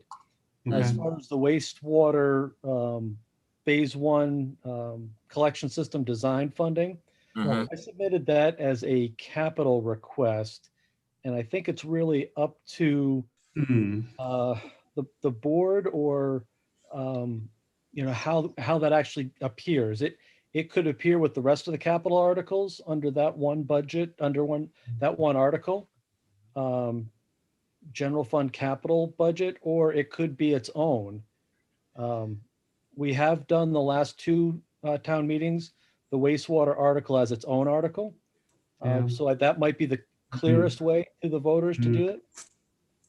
I'm not sure we've seen this list before. 24, 25, and 26. This is the first time I've seen those three, or even. Yeah. Yeah, and I haven't read the articles. I wasn't given a copy of the details, but I'm not sure what those even mean. This is for the lease. We haven't even taken ownership of those, so I don't know how we're going to lease them. But maybe you So can. this must be. I wonder if the regional school district asked for. We have no leases on those properties, to my knowledge, at this point. So I'm not sure even who requested that, and. I'm not sure if they abandon the property, then it becomes ours, and then at that point you would decide as the Board of Selectmen, what do we want to do with it? And then if we have to go to town meeting, we'd go to town meeting at that time, not now. Back on the DHY, so we need a DHY agreement article. We need a wastewater design. Jeff? Yes, that's correct. The estimate for that. I would say would be separate because that would be a borrowing, one would assume. Yeah, we did the design previously with free cash, but assuming we don't have enough for that, we would have to do borrowing, right? Is Ed still with us? Because I'd write the article with both options. Good question, Tracy. I don't see him. I don't hear him. Is there any way we can cross-reference this? What? Is there any way we can cross-reference this with the last one that was before us? Because it seems to have changed a bit. Is that right? I'm here on the call. Oh, okay. Jeff, I think, are you talking about another $200,000 ask? 3 million. No, it's $3 million for the design of the rest of phase 1 collection system. Okay. Yeah, and that's not the money that you received this past November. This is new money. Yeah, the initial estimate we got was 3.5 about a year ago from CDM Smith, and about 500,000 was approved at the fall town meeting. So this would be the balance of that. Yeah, so that was already authorized. That the borrowing was already authorized in the fall town meeting for the $5 million plus. Correct? That's correct. We have authorization to borrow that, but what we did in the fall town meeting was find a source, which I believe was free cash, to pay for 500,000 of that. And if we are to do that for a portion of the 3 million that we're requesting this time around, that would probably be cleanerly done under a separate article. But I mean, it could be in the free cash article. I'm sorry, Jeff. I'm sorry, Jeff. Are you talking about having $8 million or actually doing the work and actually borrowing for the 5+ million that was authorized in November?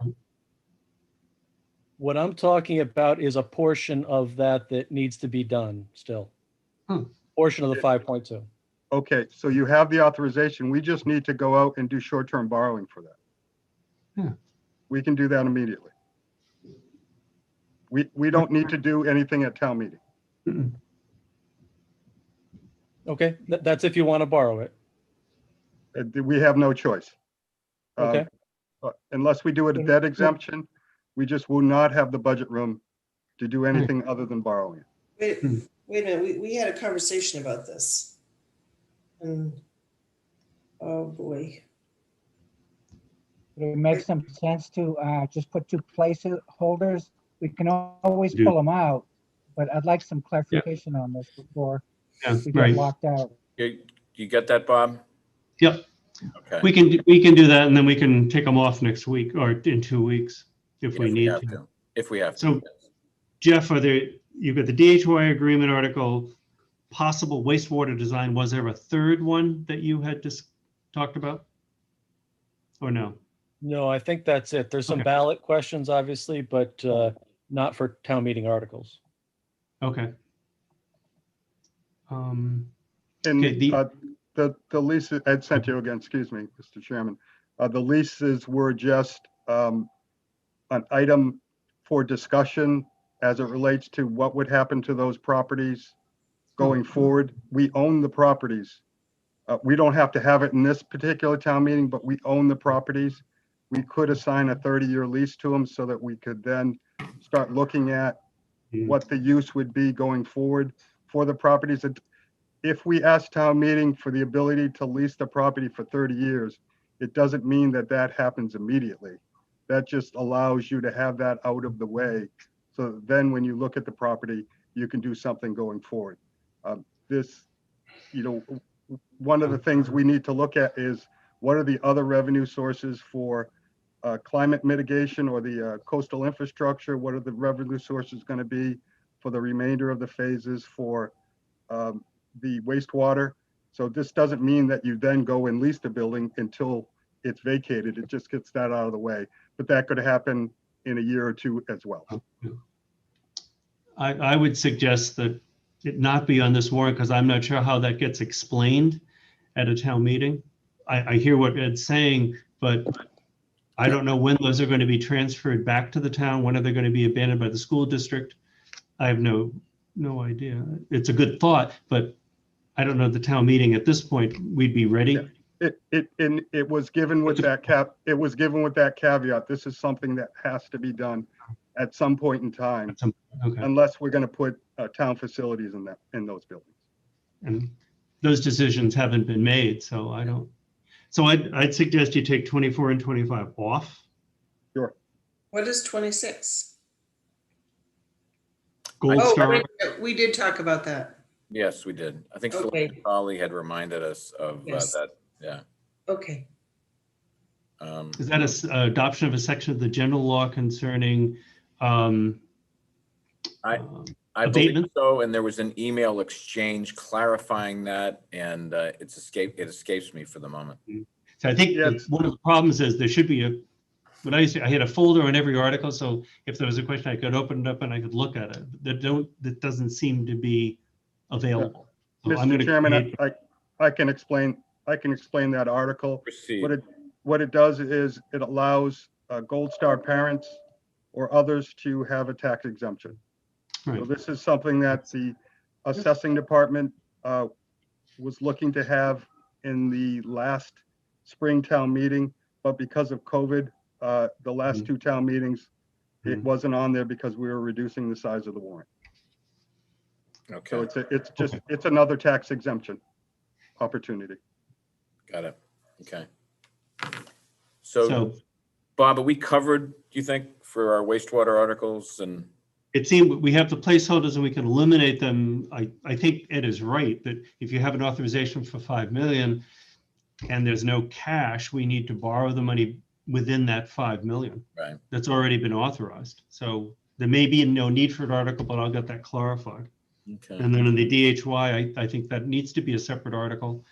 I know that, and I have some information that I got this afternoon on Harwich is moving in the right direction. I guess they're 5-0 to put a placeholder on the annual town meeting to support the DHY. To support it. They didn't take a vote on supporting it, but there's an article going on their annual town meeting. Excuse me. And remind me, how did we address DHY in the current warrant? We don't. It's not. I'm going to have to add that and get the wording for that. That was a good pickup on that. Certainly was. When I spoke with Dave Young earlier today, he was under the impression that Harwich was of a mind of waiting till town meeting floor before committing to DHY. Yeah, and in our 3 town meetings, I've encouraged them that if they still need to have some more discussion to get things clarified, that's fine, but at least don't miss out on the warrant deadline. Right. And at least get that going. And my understanding is they've done that from what Joe Powers, when he called me this afternoon, 5-0, put a placeholder on their annual town meeting. So at least we know that's happening and we'll do the same. Right. Okay. Do we need a special vote, Bob, in terms of closing the warrant? Do we have to have a motion? Yes, if you're satisfied with these, still, go ahead. I'm just a little bit hesitant without cross-referencing one of Yeah. our previous versions that we're missing something else. How do we know what else is dropped off before we close it? I'm nervous. I think someone. I agree. But do we have Ed, Cynthia, what's, because I don't know off the top of my head, what's the last date the Board of Selectmen can vote on closing the warrant? I'm not sure. Can we also just, is there, maybe I can pull it up in our last packet. Hold on.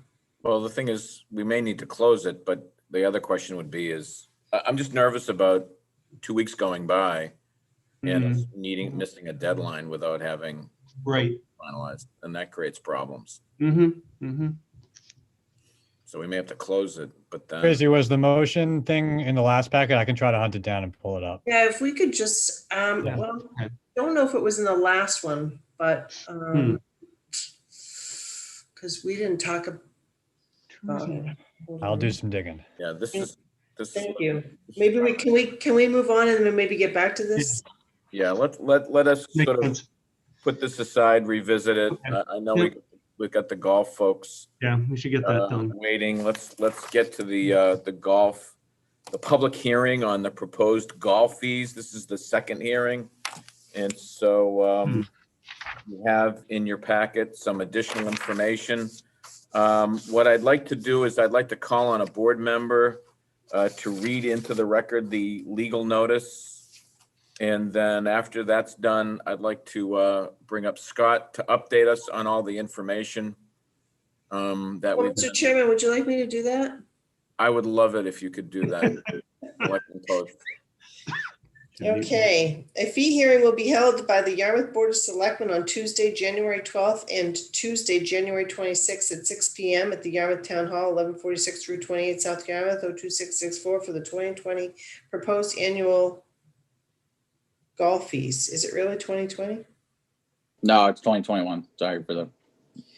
Written comments will be accepted at selectmen@yarmouth.ma.us until January 25th. Verbal comments will be accepted at the hearing. The board meeting will be held at 6 p.m. Golf, annual fees. Annual pass currently. Do you want me to read all the details of it again, or? We did read the, okay. Just to cover ourselves. Okay, the annual fees. Annual pass currently $1,150. Proposed fee $1,200. Senior annual pass $725. Currently proposed $760. Link annual pass currently $315. Proposed $330. Under 35 annual pass currently $725. Proposed to be $760. Young adult annual pass, which is under 23 years of age, is currently $310, proposed to be $325. Junior annual pass, which is under 19 years of age, is currently $105 and proposed to be $110. The daily fees. Daily fees can be adjusted downward by the golf operations director. And the green fees currently are $100.80, proposed to be $105.84. The golf cart for 18 holes with a pass holder is currently $14.70, proposed to be $18. The golf cart 9 holes for a pass holder, $8.93, proposed to be $10. Golf cart 18 holes non-pass holder is currently $23.10, proposed to be $24.25. The golf cart for 9 holes non-pass holder is currently $15.23, proposed to be $16. Range fees for a small bucket, That's correct. $7.35 currently, proposed to be $7.71. Medium, currently $10.50, proposed to be $11. Large, currently $12.60, proposed to be $13.23. Club rentals for 9 holes, currently $28.85, proposed to be $30.29. 18 holes for club rental, $46.20, currently proposed to be $48.51. Premium set, currently $71.40, proposed to be $74.97. And the handicap maintenance fee of $52.50 currently is proposed to be $55. Okay. Thank you, Selectmen post. All right, we're going to turn this portion of the meeting over to Scott Gilmore, Director of Golf, and please update us. Yeah, thank you, Mr. Chairman. All right, so we are proposing the same fees as the last time for 2021. They're 5% over 2020. The only one that's greater than 5% is the annual pass holder cart, which was recommended by National Golf Foundation when they provided their report as well. I just like to point out these are, as the daily fees, these are maximum daily fees or rack rate, if you call it.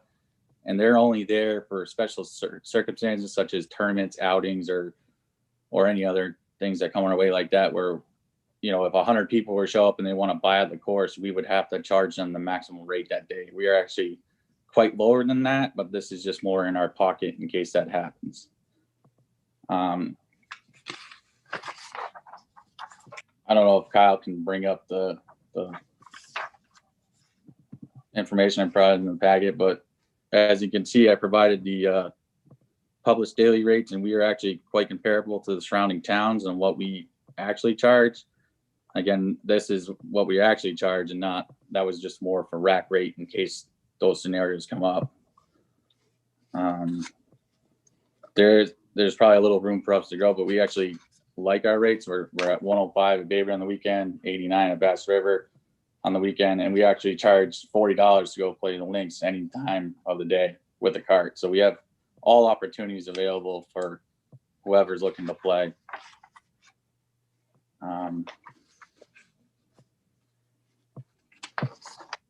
You can go a little further, Kyle, into the annual fee. As you get into the annual fee, you'll see that we also have a pretty good recommendation between multiple passes as comparable to other towns, and we actually are a little on the lower side to other towns on most of ours. The highest is the resident rate at 1,200, but in comparison to that, we do have 45 holes to support, so there is more cost associated for us than competing towns. So we do need to keep that in mind, and that's why we are requesting the 5% increase to 1,200. If you go to the next one, Kyle. For the membership revenue, we roughly do about 800,000 a year. I provided the last 4 years for you. It doesn't really change because we have multiple offerings. Some jump to the links, some come back to the annual. We lose people to moving down south. We gain new people. It usually stays right around the same. So we're not really expecting a whole lot of increase to come our way. It's to keep us roughly the same. To the next one, Kyle, please. Just to recap a little bit, the annual pass increase is at 5%. National Golf Foundation did recommend the 5% increase on even years, but we thought with the COVID effect that it definitely supported to do it this year, and we can look at it again next year if it were in fact needed. The daily fee rack rate increased 5% are just there for those specific situations. We actually are lower and won't go up to those fees unless we, like I said, the 100 people or 200 people buy out the golf course. We need to make sure we're not going to lose revenue that day. And then again, the proposed cart fee for the annual pass holder is consistent with the recommendation from National Golf to go greater than 5%. As you can see in the daily fees, we're actually quite low to the surrounding towns on the amount the annual pass holders charge.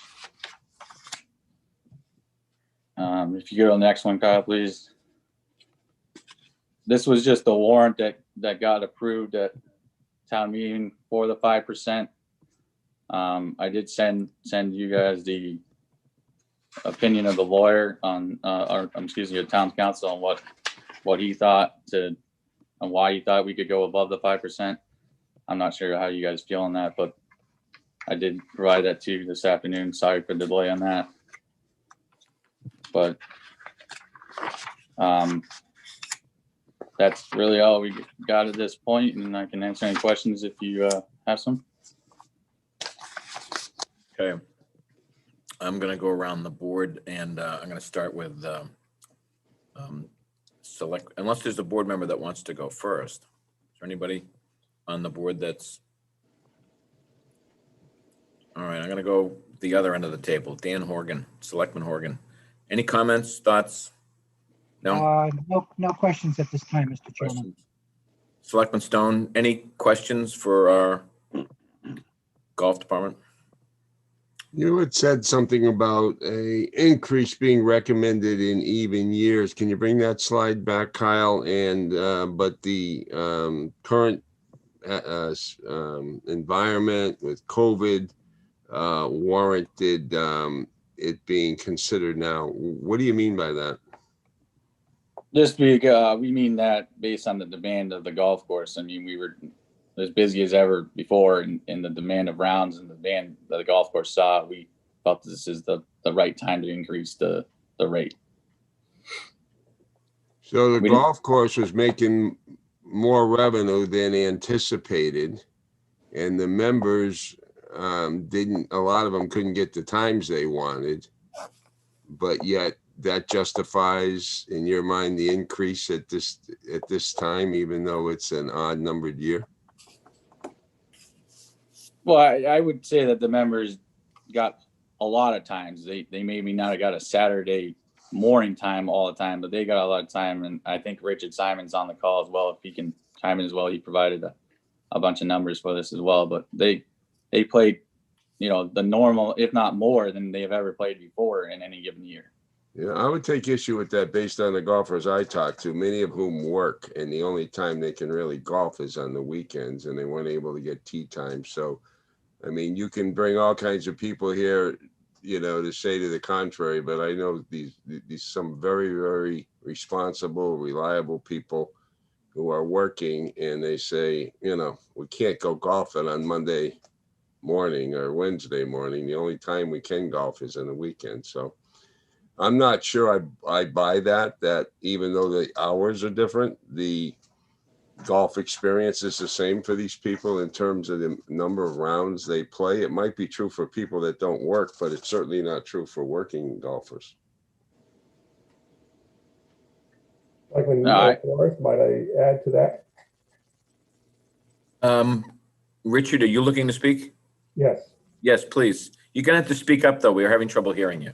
Okay, so let me just, to Selectman Stone's comments, there's a couple of mechanisms that are available to support equitable play across all members. So to Scott's point, the number of the average resident adult golfer has played an average of 47.6 rounds this year, as opposed to 37.2 rounds just pre-COVID. So there's a significant increase in the number of rounds per person that has been played by the resident golfers. I could also give you the details of also the younger adults as well as other categories. But regarding the availability of tee times on weekends specifically, part of the advantage of using the systems that the golf course uses, it does allocate tee times based on total usage. If you are a retired person playing multiple times during the week, you accumulate additional points. Therefore, and the person who is on the weekends doesn't accumulate those points because they can only play on the weekends, and therefore they have a much more likely opportunity, in fact, I would say pretty much a guaranteed opportunity to play on the weekends relative to the retirees. So that's, just the facts. I don't know, sir. I have to take issue with you because there was various weekends that these people said they couldn't get any tee times at all. And some of them got very late tee times that were not working for them. But again, that's all related to how many times they play and right. the availability of particular weekends. And I get the first part of your explanation as to people that, aren't working that, are playing at other times. I get that. But I take issue with the fact that people who work are almost guaranteed to get a tea time on the weekends. That hasn't been my experience in terms of the people that have come to me. There are always exceptions, and I would also offer the point that there are, again, when teams group together, it's possible that a person who has not played frequently during the week, but wants to play with people who have played a great deal during the week, may not be the priority versus another group of people who only play on the weekends. Yeah, if I could chime in a little bit too on that. I think Mr. Stone is referring to early on when we first opened back up from COVID closure, we were forced to 15-minute tea time intervals, and that made it very hard for a lot of members to book a tea time. Once we got full access to the golf course back, there was a lot more opportunities for members to play on the weekend. But we had 50% of the golf course for over 2 months only available through government restrictions. Once we got it back, there was a lot more availability for the course. And I would make the additional point there that with few exceptions, Yarmouth was the only course that opened back up for league play and other types of what I would call legacy tournaments. So I think the golf course has done an outstanding job of accommodating the members here. And I think that also shows up in if you look at the data, if you look at the average cost per round, which is on the chart, it is very comparable across all towns.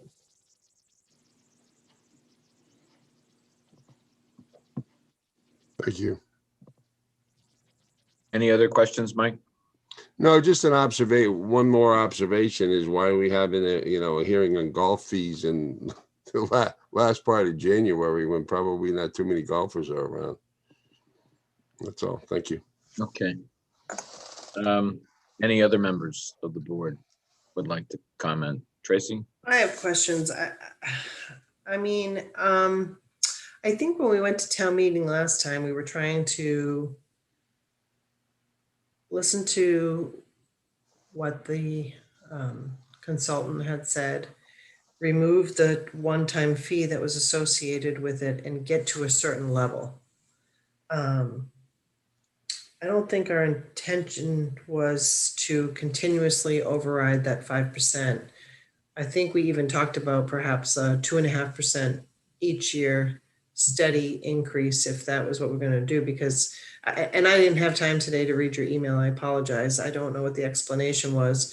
You're saying he said that it's okay, but we would have to go to town meeting again to raise that. Is that correct?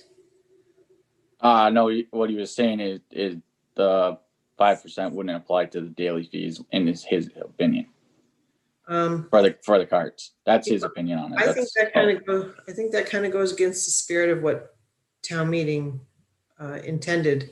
And I think you're getting into a little bit of semantics there, because I think too, it talked about resident pass, and now it's no longer a resident pass, it's just an annual pass. So I think we're kind of trying to go around the system where I don't think that the intent was to raise it more than 5%. But even having said that, I know this year was a great year, and I'm not so sure next year, this summer, will be the same scenario. So, I would just think that we need to be cognizant that perhaps the virus won't have the same effects in this upcoming year. So I don't know we're going to have the same, like I said, I don't know if we're going to have the same effect. I know I'm surprised though that we haven't heard from anybody from golf. There's nobody attending from golf today. So I'm very, very surprised at that. Were there people in your golf enterprise committee talking about the rate increases, or was there public involved in that? Scott? I'm going to ask. Yeah, I'll let Ellen, I'll defer to Ellen on that one. Ellen, would you speak to that question, please? Thank you. You're going to have to unmute yourself, Ellen. Sorry about that. There you go. Thank you. We certainly had open meetings for discussion. We had multiple meetings to, within our GEC meetings to discuss what we felt was a fair increase in rates, coupled with the fact that we have multiple capital improvements that are going to be going forward. We have the wastewater project at Bass River. We have multiple, and truthfully, I have not heard from any member of the golf that they are opposed to this increase. I think most golfers would say, especially with the number of rounds that they are allowed to play, that they get to play, that this is really pretty inexpensive golf. So Ellen, I know the last time we talked about this, you talked about capital improvements, and I'm all in favor of budgeting for capital improvements, but how much of this increase actually is in a line item for capital? Can I ask that, Scott? Are we doing this to store money for capital, or are we using it for operating? No, we're doing it to help build money for the capital, because we went to fall town meeting for the roof. We need to go back at fall town meeting for the siding and the windows at the clubhouse as well, and the cart barn. So we do have needs, and we need to get them done pretty soon. So you're telling me that this rate increase that we're asking for is going to fund capital? Yeah, part of it for sure. Yes. Okay. I have a problem with the over 5% personally. I don't think that that's. Yeah, I just wanted to provide the opinion from. Yeah, no, I understand. I understand. And like I said, I didn't have time to read it. Unfortunately, I was busy all day. So. If I may say, I believe the cart expense, the over 5% is, which is the only one we are asking for over 5%, is in line with other towns and with National Golf's recommendations. I don't think that any of us feel that strongly that it's a major issue. I'm sure the members would love to keep it as it is. So I have an issue with it because we have a policy, and it's not for one thing or another. It's just, I'm sorry. I'm saying that I don't think it's a large issue for us to keep it within the 5%. Okay. I want to qualify that. I agree with that too. It's not a large issue at all. Anybody else? Selectman Tolley? Yes, thank you. I am one of those working people, and I can tell you that there was never a time when I was unable to get a tee time in Yarmouth. I may not have been able to get the time that I wanted, but I can tell you that I'm also a member in a neighboring community, and part of the reason why I came to Yarmouth was because I was unable to get any type tee times in that other community. So, what I'm going to say now is probably going to be unpopular, but, a golf membership does not entitle you to get your favorite tee times first thing on a Saturday morning. What it does enable you to do, to Ellen's point, is to play cheap golf. You pay $1,200, you play 30 rounds, you pay $40 per round. That's what a membership does for you. So this argument that, I can't get my 7 a.m. tee time Saturday morning. Well, I'm sorry, neither could I, but I was able to get a tee time at some point on Saturday or on the weekend. So I don't agree with the fact that members can't get tee times. They just may not be able to get their favorite tee time, or they may not be able to play with their group. That happens to everybody. That's life. So, I don't oppose the fee increases, and I think, to Scott's point, once tee time intervals return back to normal, I think that we will see more tee times become available, not only for members, but for everyone. But I don't think that the complaints we hear about not being able to get specific tee times are valid, because tee times are there and they are available. It may just not be your first choice. So that's all I have. Thank you. Thank you, Eric. Anybody else on the board? I appreciate all the work that has gone into this. And Tracy, yes, please go ahead. It's a public hearing, and there are people with their hand raised. I'm sorry. Let's get to the public hearing then. I'll leave my comments for later. And let's open it up and hear from the public. Kyle, do you have any public Yep. comments We to have two people. We have Mr. Joe Glenn first. Mr. Glenn. Hi, Mr. Chair. Can you hear me? Yes.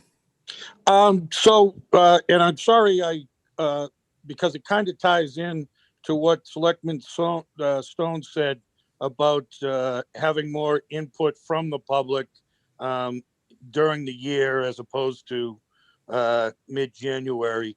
Because I think these discussions are important, and I think I kind of, your agenda got flip-flopped, so I wanted to make those same type of comments on your BSU and your Sandy Pond and recreation questions, because it goes to the golf specifically, that these conversations going forward are important. I've noted, and I think I'm a pretty good objective representation.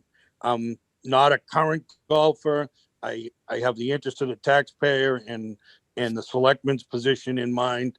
I am a father of 3 different levels of junior golfers and young adult. I looked at, and I'd like you to look at, I didn't look at it in the packet, but I know you have it.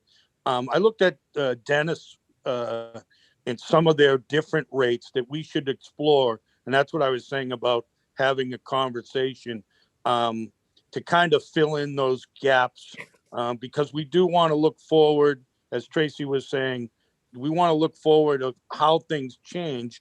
And it's tough for you all, the enterprise committee and the selectmen, to kind of fill in those gaps in an ever-changing environment.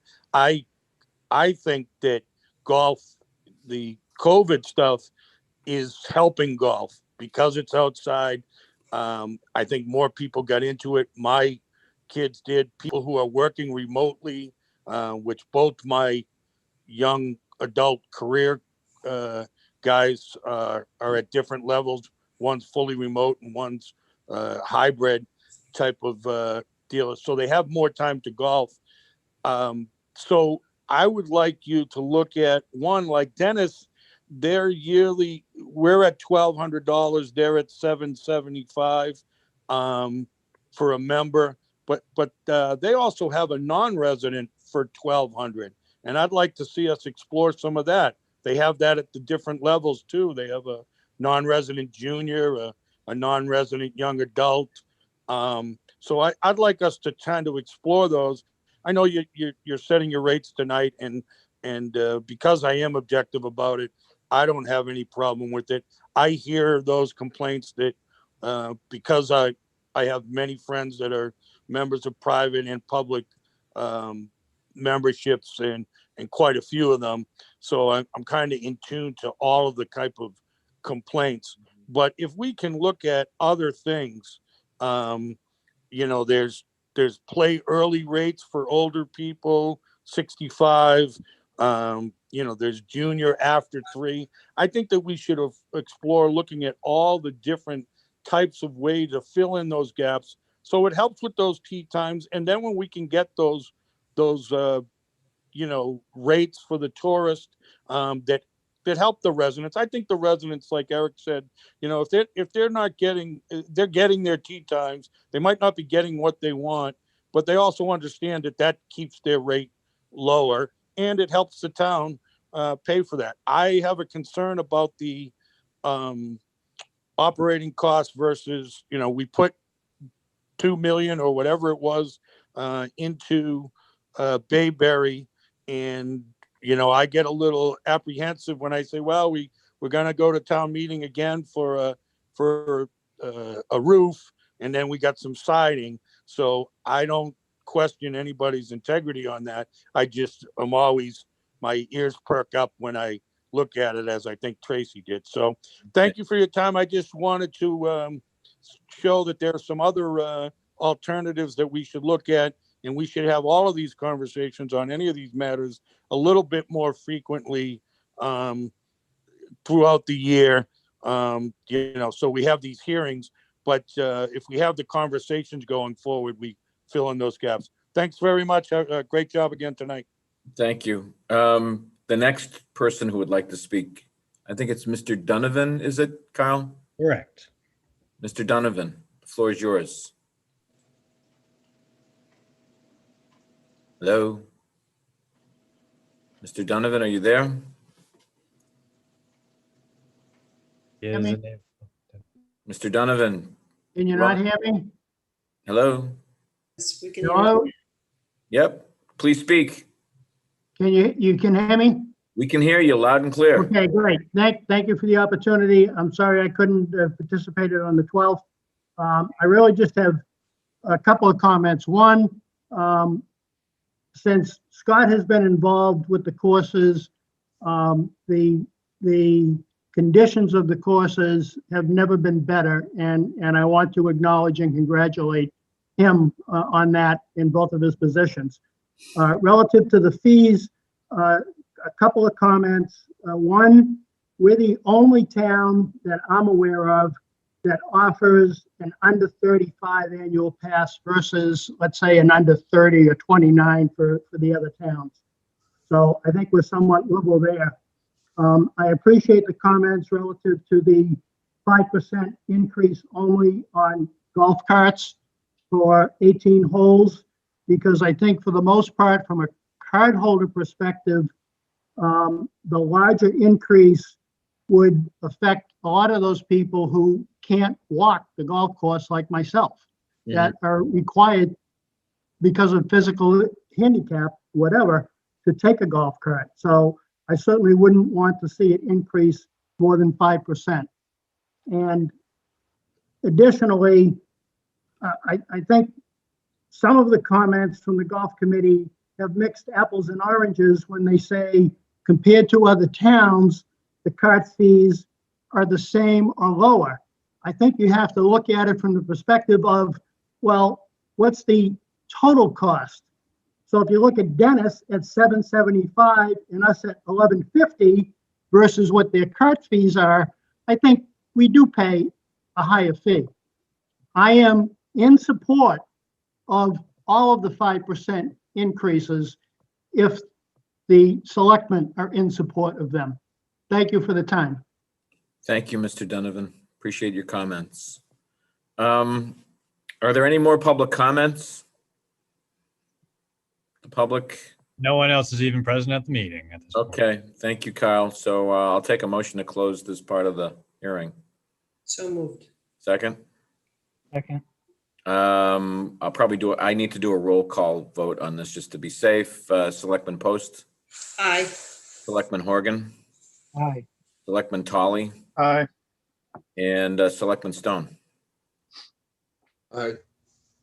And Selectman Forrest votes aye. So it's unanimous on the roll call. Okay, that brings us to the main question, I presume. Do we have a motion to support or endorse, approve, excuse me, the proposed fees as outlined in the notice? I'd make a motion that we support the fees with the exception of the couple of fees that go over the 5% and hold them to the 5% increase. I'm not sure. I didn't do the math on all. Are they all the golf cart fees? It's just the pass holder cart fees, Okay. just the two of those. Okay, if we can keep that to the 5%, I'd support that. Okay, do I have a second? I'll second it. Okay, is there any discussion on the motion as made by Selectman Post? Mr. Horgan? The only thing I'd say is it's not a big difference money-wise. I happen to agree with the legal opinion that the town got, that the 5% did not refer to the cart fees. However, it's de minimis, so I'm happy to support the motion and move forward. Okay. Anybody else? I just have a question, a matter, Paul. Isn't that other than the town meeting vote that happened for golf? Mm-hmm. Has that been the policy of our board generally? I think it's a board policy. I don't know if it's specific to just. I do not have an answer to that question. I don't know if it's a general policy. Bob, do you recall it being a policy during your tenure? No. Yeah, we'll have to do some homework on I that. do not. Yeah, I'm just wondering. Yeah, no, that's a good point. Policy is only a policy till we decide to change it. Well, I think for the purposes of being consistent, I think what Selectmen Post is trying to do is if we have a policy, we should at least be aware of it and think about it. But you're right, we can change it. Anybody else? So with respect to this motion, then I'm going to call for a roll call vote. Selectman Stone. No. Selectman Horgan. Aye. Selectman Tully. Aye. Selectman Post. Aye. And Selectman Forrest says aye. So it carries 4-1. And before the golf, Ellen, before you go and others that may be here from the golf committee, Mr. Simon, thank you so much. I know this is very, very difficult work. We've been through a lot of challenges, and the fact that you're hanging in there with us to help us sort of weather the storm and get everything going in the right direction, we all appreciate all your hard work on behalf of the town. It's very, very much welcome and very much appreciated. So thank you, thank you, thank you. Thank you, Mr. Chairman, Quite and welcome. thank all of you. Thank you. Okay, Scott, you can take the rest of the day off. All right, thank you. Okay. The next item on the agenda is board and committee actions. I'm going to ask Selectman Horgan. Do you want to go back to the warrant? Are you ready, Bob? Sure. What I did in the interim was I did get it. I think Kyle has it. And somebody found my my old code book this afternoon.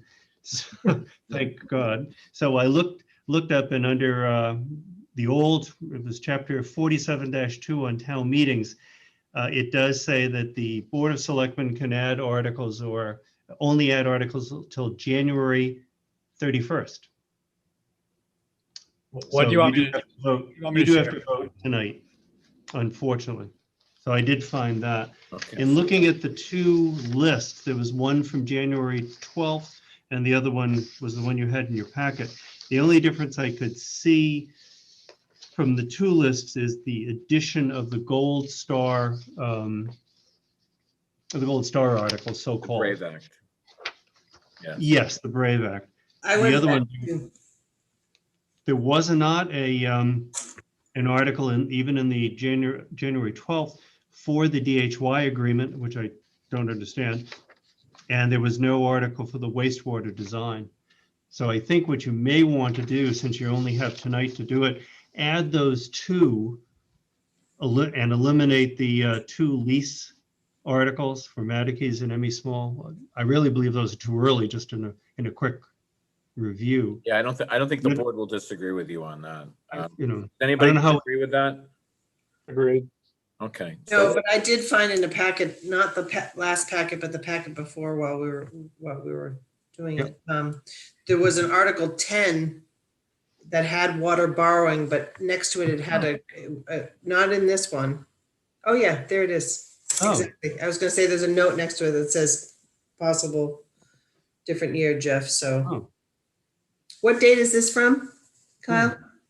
Oh, That January is 6th. from the 12th packet. It's dated January 6th, though, but it is from the January 12th packet. But it's water, not necessarily wastewater, I think.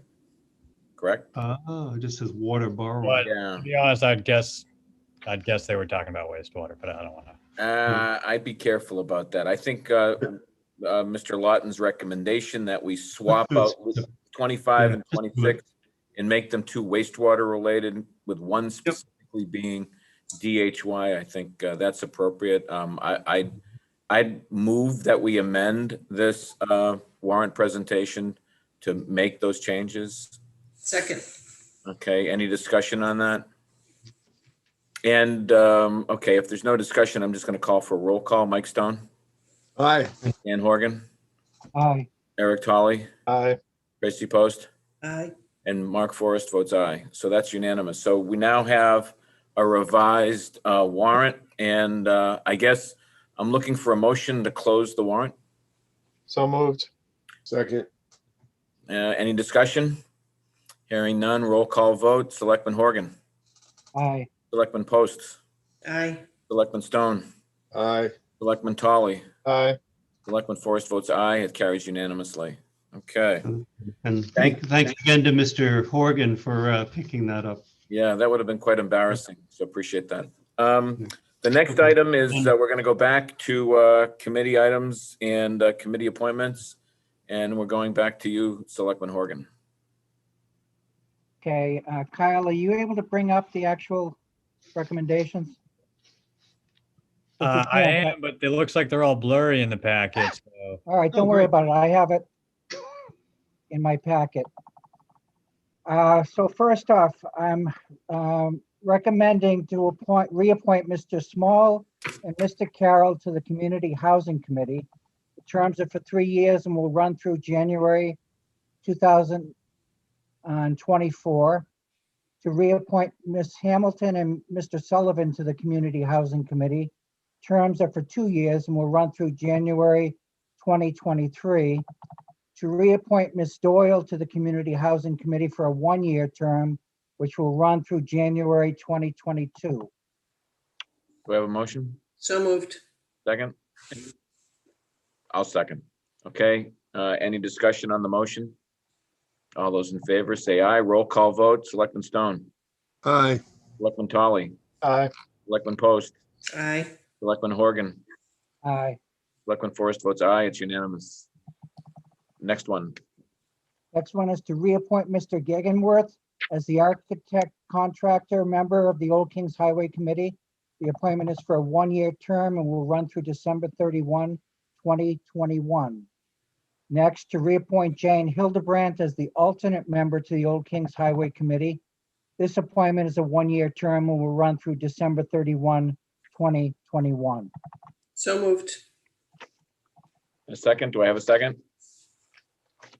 I'll second. Any discussion? Hearing none, I'm going to call for a roll call vote. Selectman Stone. Aye. Selectman Post. Aye. Selectman Tolly. Aye. Mr. Horgan. Aye. Selectman Forrest votes aye. It's carries unanimously. Next item. Next, to reappoint Ms. Taylor as Town of Yarmouth Representative to the Mid-Cape Cultural Council. This is a 2-year term and will run through January 2023. And then to reappoint Mr. Hopkins as the Town of Yarmouth Representative to the Mid-Cape Cultural Council. This term is for 3 years and will run through January 2024. So moved. Second. Any discussion? Hearing none, roll call vote. All those in favor say aye. Mike Stone. Aye. Eric Tolly. Aye. Tracy Post. Aye. Dan Horgan. Aye. Mark Forrest votes aye. Next one. This one is to appoint Mr. Brad Goodwin as the Planning Board's rep to the Affordable Housing Trust. This appointment is for a 2-year term and will run through January 2023. Do I have a motion? So moved. Second. Any discussion? Hearing none, roll call vote. All those in favor say aye. Mike Stone. Aye. Tracy Post. Aye. Selectman Tolly. Aye. Mr. Horgan. Aye. Forrest votes aye too. Carries unanimously. Next one. Next one is to reappoint Ms. Burkhart, Ms. Ladley, and Ms. Bowen as regular members to the Personnel Board. These appointments are for 3-year terms and will run through January 2024. Do I have a motion? So moved. Do I have a second? Second. Any discussion? Roll call vote. All those in favor say aye. Mr. Stone. Aye. Selectman Post. Aye.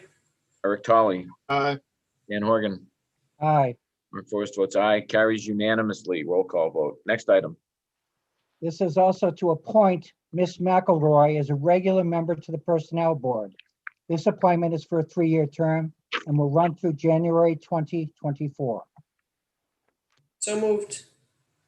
Second. Any discussion? Hearing none. All those in favor say aye. Roll call vote. Mike Stone. Aye. Tracy Post. Aye. Eric Tolly. Aye. Dan Horgan. Dan. Aye. Mark Forrest votes aye. Carries unanimously. Roll call vote. Any other appointments? One more, one alternate position. I recommend to appoint Ms. Bogdanian as an alternate member to the Recycling and Solid Waste Advisory Committee. The appointment is for a 1-year term and will run through January 2022. So moved. Second. Any second? I'll second for the purposes of discussion. Okay. Did we get an opinion as to whether or not part-time residents were able to serve on these committees? I read through the charter, Mr. Chairman, and it doesn't address it at all. I think it's up to us. When I spoke with the town clerk, it's clear that on regulatory boards and committees, you wouldn't want to do this kind of thing, but I think we have some room on a committee such as this. We have a resident who's very, very interested in serving on this committee and brings a great deal of expertise to it. I think it would be a shame to turn her away and set the wrong kind of message in terms of welcoming people to get involved in our community.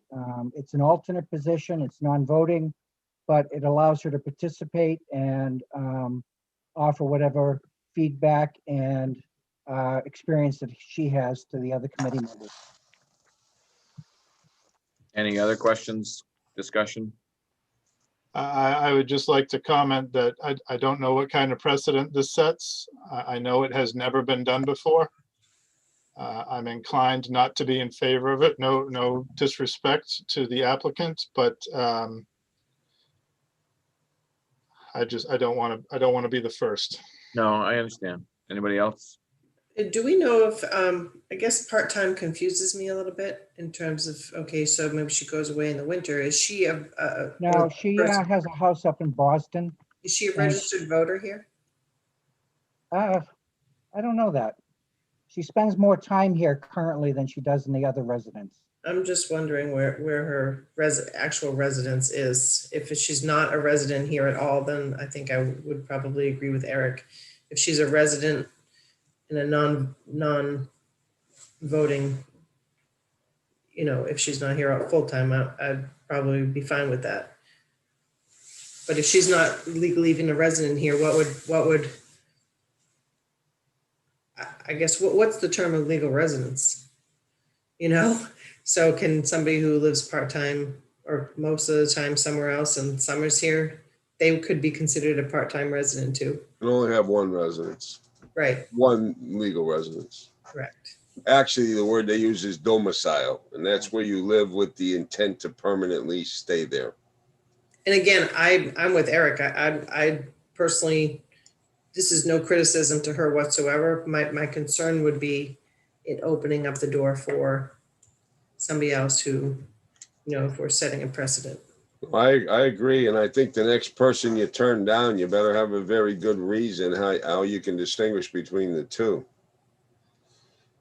I don't doubt that the person's got some very appealing qualifications and could be very beneficial to the committee, but when the next person who's not a resident of the town applies for a position and you say, well, you're not a resident, and this appointment comes up, what do you do then? I'm going to ask Selectman Horgan if he's interested in withdrawing the recommendation. I'm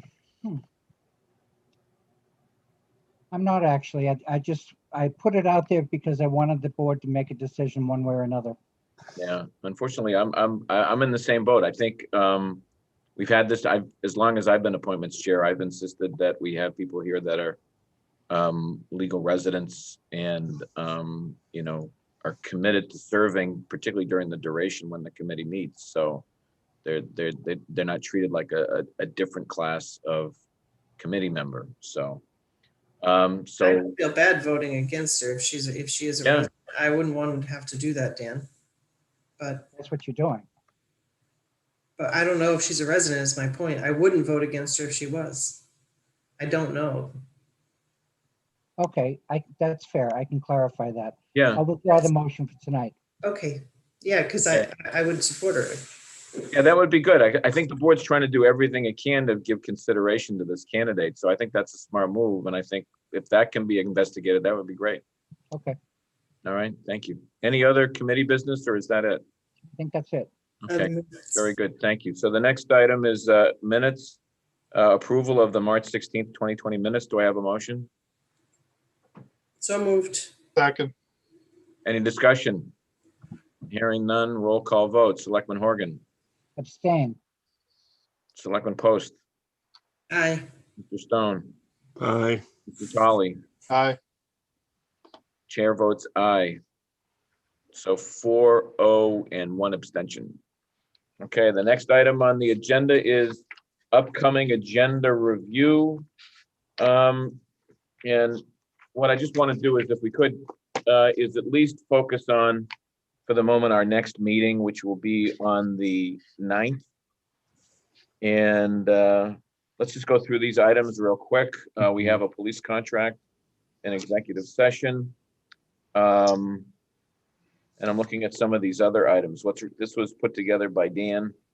And we've got a COVID-19 update from the Board of Health, DPW garage offices in golf, permanent borrowing. I'm not sure what this is. Do you know what that is, Bob? I would assume that there needs to be a public vote by the Board of Selectmen to authorize the borrowing. I don't know that we need and I'll find out. I don't think we need a big presentation. It's just a formality, but it has to be done as an agenda item. Okay. Famous last words, it should be a 10-minute item. Put it in a text. we don't have to have anybody read the whole thing. Okay. We also have in on here the Barnstable Airport Master Plan update. That's come up before. I've held off on that because I've been anxious to get some community dialogue between residents of Yarmouth and the airport. And I keep pushing the airport personnel to hold a community forum on their plans so that residents can sort of have that. And I'd like the board to have the opportunity to either sit in or observe. But the airport's been somewhat reluctant to do that. So I'd like to give them one more shot. Otherwise, we're just going to have to figure out a way to hold a forum and invite residents to come in. It could be quite a contentious and very spirited meeting, but it is what it is. So I don't know if the board feels strongly about getting this on the agenda for its next meeting, or if we still want to put it off until we can give them a chance to meet in a very public forum, obviously on Zoom, to have a dialogue with residents of the Hyannis Park Association and any other Yarmouth resident that wants to be updated on what's going on. They're saying they're doing outreach. Bob? Why don't I write, I don't know if a formal letter has gone to the Airport Commission. Why don't I write that letter and say, we'd like to have you do this with a copy to Bill Marasco, and then give them a time frame. Can you, within the next month, have this Zoom meeting with any resident of the town of Yarmouth and inform us what that is? I don't know if that's been formally requested, but it is worth another shot to know what we're going to do, what they want to do. I think it's an excellent suggestion. Anybody else have a comment on this? It's a good suggestion as well. Yeah, I think unless any other board member feels otherwise, I think that would be a great idea. Because I've offered that verbally and it just feels like it's falling on deaf ears over there. So maybe a letter from the board or the administrator on behalf of the board expressing a very strong desire to have a community forum so residents of Yarmouth, particularly in the affected areas, have a chance to get briefed on the master planning process, the plans themselves, and enable people a chance to speak out or be heard on it. I think Will this project ultimately be a DRI of any sort? it could very well be. I don't know. Well, I mean, I think that this is the type of thing that is a perfect example of what should be a DRI. When projects affect other communities and they don't have a say in it. That's what I think the Cape Cod Commission should do. In making sure that all the residents of the Cape are heard. Well, we can certainly ask staff to inquire as to whether or not this is going to go through a DRI process and report back to the board. Because if it was, then our residents would have public hearings that they would be able to make comments at. Yeah, I mean, the information that we've been getting as a board is that they're doing all this outreach. Yet, the last time we had a meeting here at Town Hall where we had public comment, we had a ton of people from West Yarmouth come in and say they had no idea what was going on and no one was really contacting them. So I think, I don't think it's unreasonable to ask them to meet with our people in a community forum and hear directly from them what their concerns are. about what's being presented.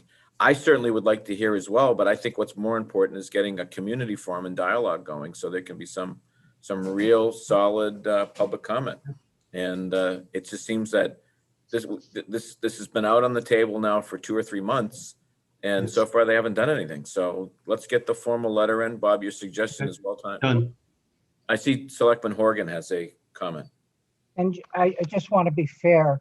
I was in touch with Katie Service either today or yesterday, and was introducing myself and indicating that I wanted to learn more about the expansion plan. And she did get back to me indicating that they were planning on having a public forum in March to cover all of these matters, and also offered to come prior to that if we wanted to the Board of Selectmen and do a presentation to us. So, you know, Bob, when you do your letter, it's not like no request has been made, but just to follow up on, you know, process. And I think what Mark is looking for is for the public hearing prior to any presentation in front of us. I think there'd be some value for us knowing how local residents feel about what's being proposed. And I think it makes our discussion, we can do with some of our own homework in town hall with our own department heads and our own staff. So, but let's get this dialogue going. Again, they've offered it and I've said yes, but they haven't done anything. So it's time to get off the stick here. All right. Now the next item says Cape Cod Tech budget presentation. I don't see an issue with that. And then we have the fire and police department budget presentation. So I think what's happening here is the budget presentations are picking up steam. And I think one of the things that our interim town administrator is going to have to do is to look at whether or not we have to pick up the pace even more. So Bob, take a look at the budget updates and make sure that help us on track. Schedule and on track. Yeah. I think that's a problem because I think we're suggesting you meet 3 times in February. We're not going to meet the 2nd, but we'll do the 9th, the 16th, and the 23rd, if that's okay. Does anybody on the board have a problem with that or a concern about that? Okay. Maybe there'll be shorter meetings. That would be nice. That would be nice. Well, my fear is that unless the airport meeting could be an all-nighter, unless they get out there and do their homework. Yeah, do a separate one. Yep. Okay. Okay. Very good. So yeah, I would hold and just pull off the airport master plan update. Okay. Put that on the pending list to be visited. All right. Any other agenda items to discuss? Okay, let's move on to the next one. Individual items. Do any board members have an individual item to address, Mr. Stone? Yeah, I would like to publicly thank Bob Lawton for stepping up and assisting the town of Yarmouth as he has this time and also on previous occasions, as well as helping out other towns throughout the Cape. It's nice to have him back, and you can see his value just based on tonight in the warrant article and some of the murky areas we had to move in with his experience and familiarity with the town. He hasn't missed a beat. So thank you very much, Bob. It's much appreciated. Well, I thank you for asking. The whole board. Goes both ways. Very good. Tracy? Nothing. Nothing, no individual items. Mr. Horgan, any individual item? Yes, and it has to do with what we were talking about earlier with Harwich. I'm concerned that they're going to wait until we get close to town meeting. What I'm suggesting is perhaps having our chairman write a letter to Harwich and offer a date by which we need an answer as to whether they're in or out. Because if they're out, we have to do some work. We have to talk to our legislator and have him revise the legislation that was written for the agreement, DHY. We have to, what else do we have to do? Well, I think that involves a larger discussion that might warrant an agenda item at the appropriate time. Can I suggest that we think about that as a future agenda item? But how far out are you going to go? We don't need to do anything until after town meeting. I mean, if the people of Harwich or the people of Dennis choose not to enter, the whole agreement is, and we have to start over with those discussions. Right. I'm pleased that they put it on the warrant and let the Harwich voters to decide. I think my concern is that I thought we were going to try to do some publicity prior to the annual meeting to really try to get our people on board with the need for wastewater, and we need to know what we're talking about. Well, I think if I mean, I don't want this to drag on too long, but I do think that we do need to have a public education campaign. The question will be as to what degree is it sustained in Harwich, to what degree there can be Harwich support and for that whole effort. And that's something that we should certainly explore, because the voters are going to want to know what it is they're voting on with respect to the warrant as voters in Yarmouth and Dennis will. So I think there are a variety of ways to approach this. And I'm happy to have a board discussion about it at our next meeting. We can certainly put it on the agenda. I would suggest I'd like that, just because I think these are important matters, and the sooner we resolve what direction we're going, the better. All right. Well, we'll put it on the agenda for the next meeting. And in the meantime, I'll at least informally explore how soon we might be able to get some kind of deadline and report back. Okay. Okay. All right. Any other individual items, Tracy? Eric? I have nothing. Okay, very good. So I'm going to turn it over to our interim town administrator for any town administrator items. You had the consent agenda. You had several items. You already did the first one on voting, Brad Goodwin. I think the issue there is it's just a signature that's required because a member of the Affordable Housing Trust, a new member, we have to have a signature, and I'm not sure if that was in your signature packet. I don't know how you do the signatures. I have to get up to date on that. But the board has to sign, and then it's sent to the Registry of Deeds. Got it. Does it need to be notarized, or does it need to be just signed? It is notarized. Okay. I have a package here, but I don't know. Is it all members of the board, Bob? Yes. Okay. You know what we'll do? Go ahead. Do you have a normal thing where you come in and sign? I do believe there are electronic signatures as well. I mean, we could certainly vote to authorize. All right, why don't we, could you do that? I'm comfortable with doing that. I don't know if the registry will take Oh, they won't? Electronic signatures. Generally speaking, in my experience, to record a document, it has to be an original signature. So I think we're going to have to come in and sign it. Okay. All right. We'll get that arranged, and I'll have Mary Alice contact you when the document, I think the document is ready to be signed, but I'll find out. And in Tracy's acknowledgement clause, can you change the word his to her? They always do that. Cut and paste. Is that right? I like the letter I got in the mail the other day. It said, "Dear gentleman." Nice. Yeah, and it was mailed to her. How's that? Hopefully not from the town. No comment. Oh, you know, other towns are called select boards rather than select men. Yeah, right. Yeah. I'm okay with selectmen, but gentlemen. Yeah, that's going too far. Tracy's made it clear that that's not important to her. But again, she does. A gentleman, I can see that. She's got a point there.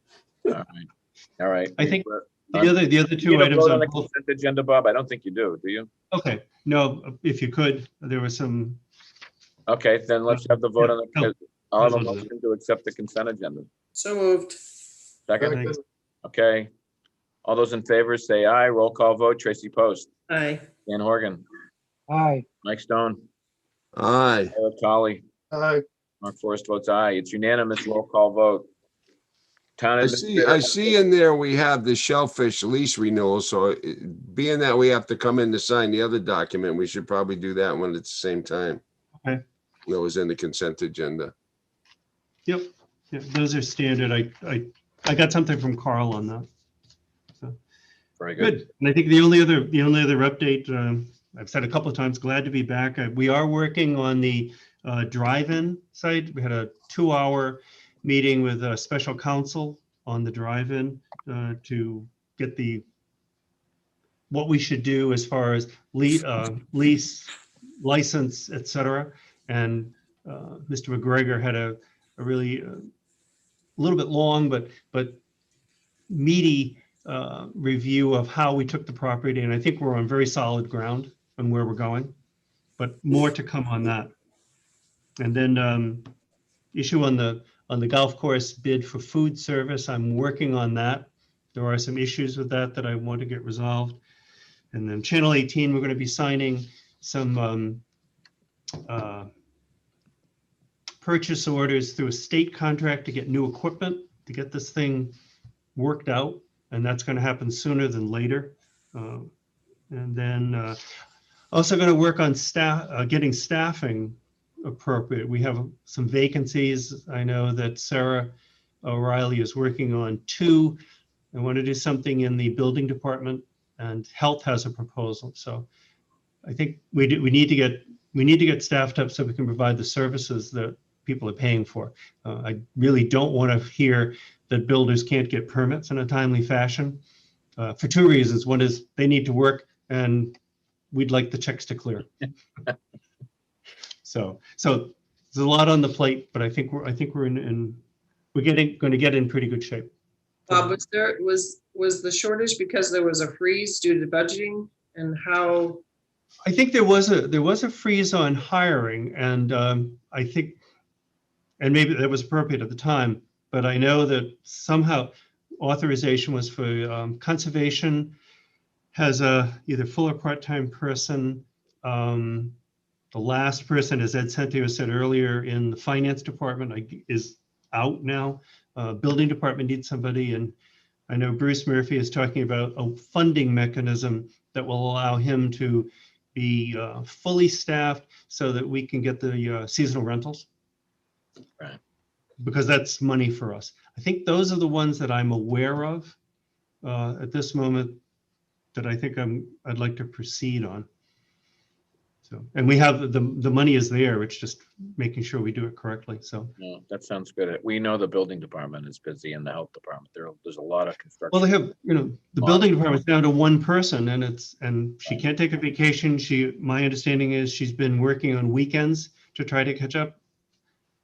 We should staff. The money's coming in, so, and I think it's budgeted. So Very good. anyway, so just quick update on that. Thanks. Great. All right. The final item on the agenda, do I have a motion? Second. All right. Any discussion? Hearing none. All those in favor say aye. Selectman Post. Aye. Selectman Colley. Selectman Horgan. Aye. Selectman Stone. I'm going to say nay. I want to stay here all night. Oh, good. I'm going to vote aye. I'm changing my. No. Okay. Selectman Forrest says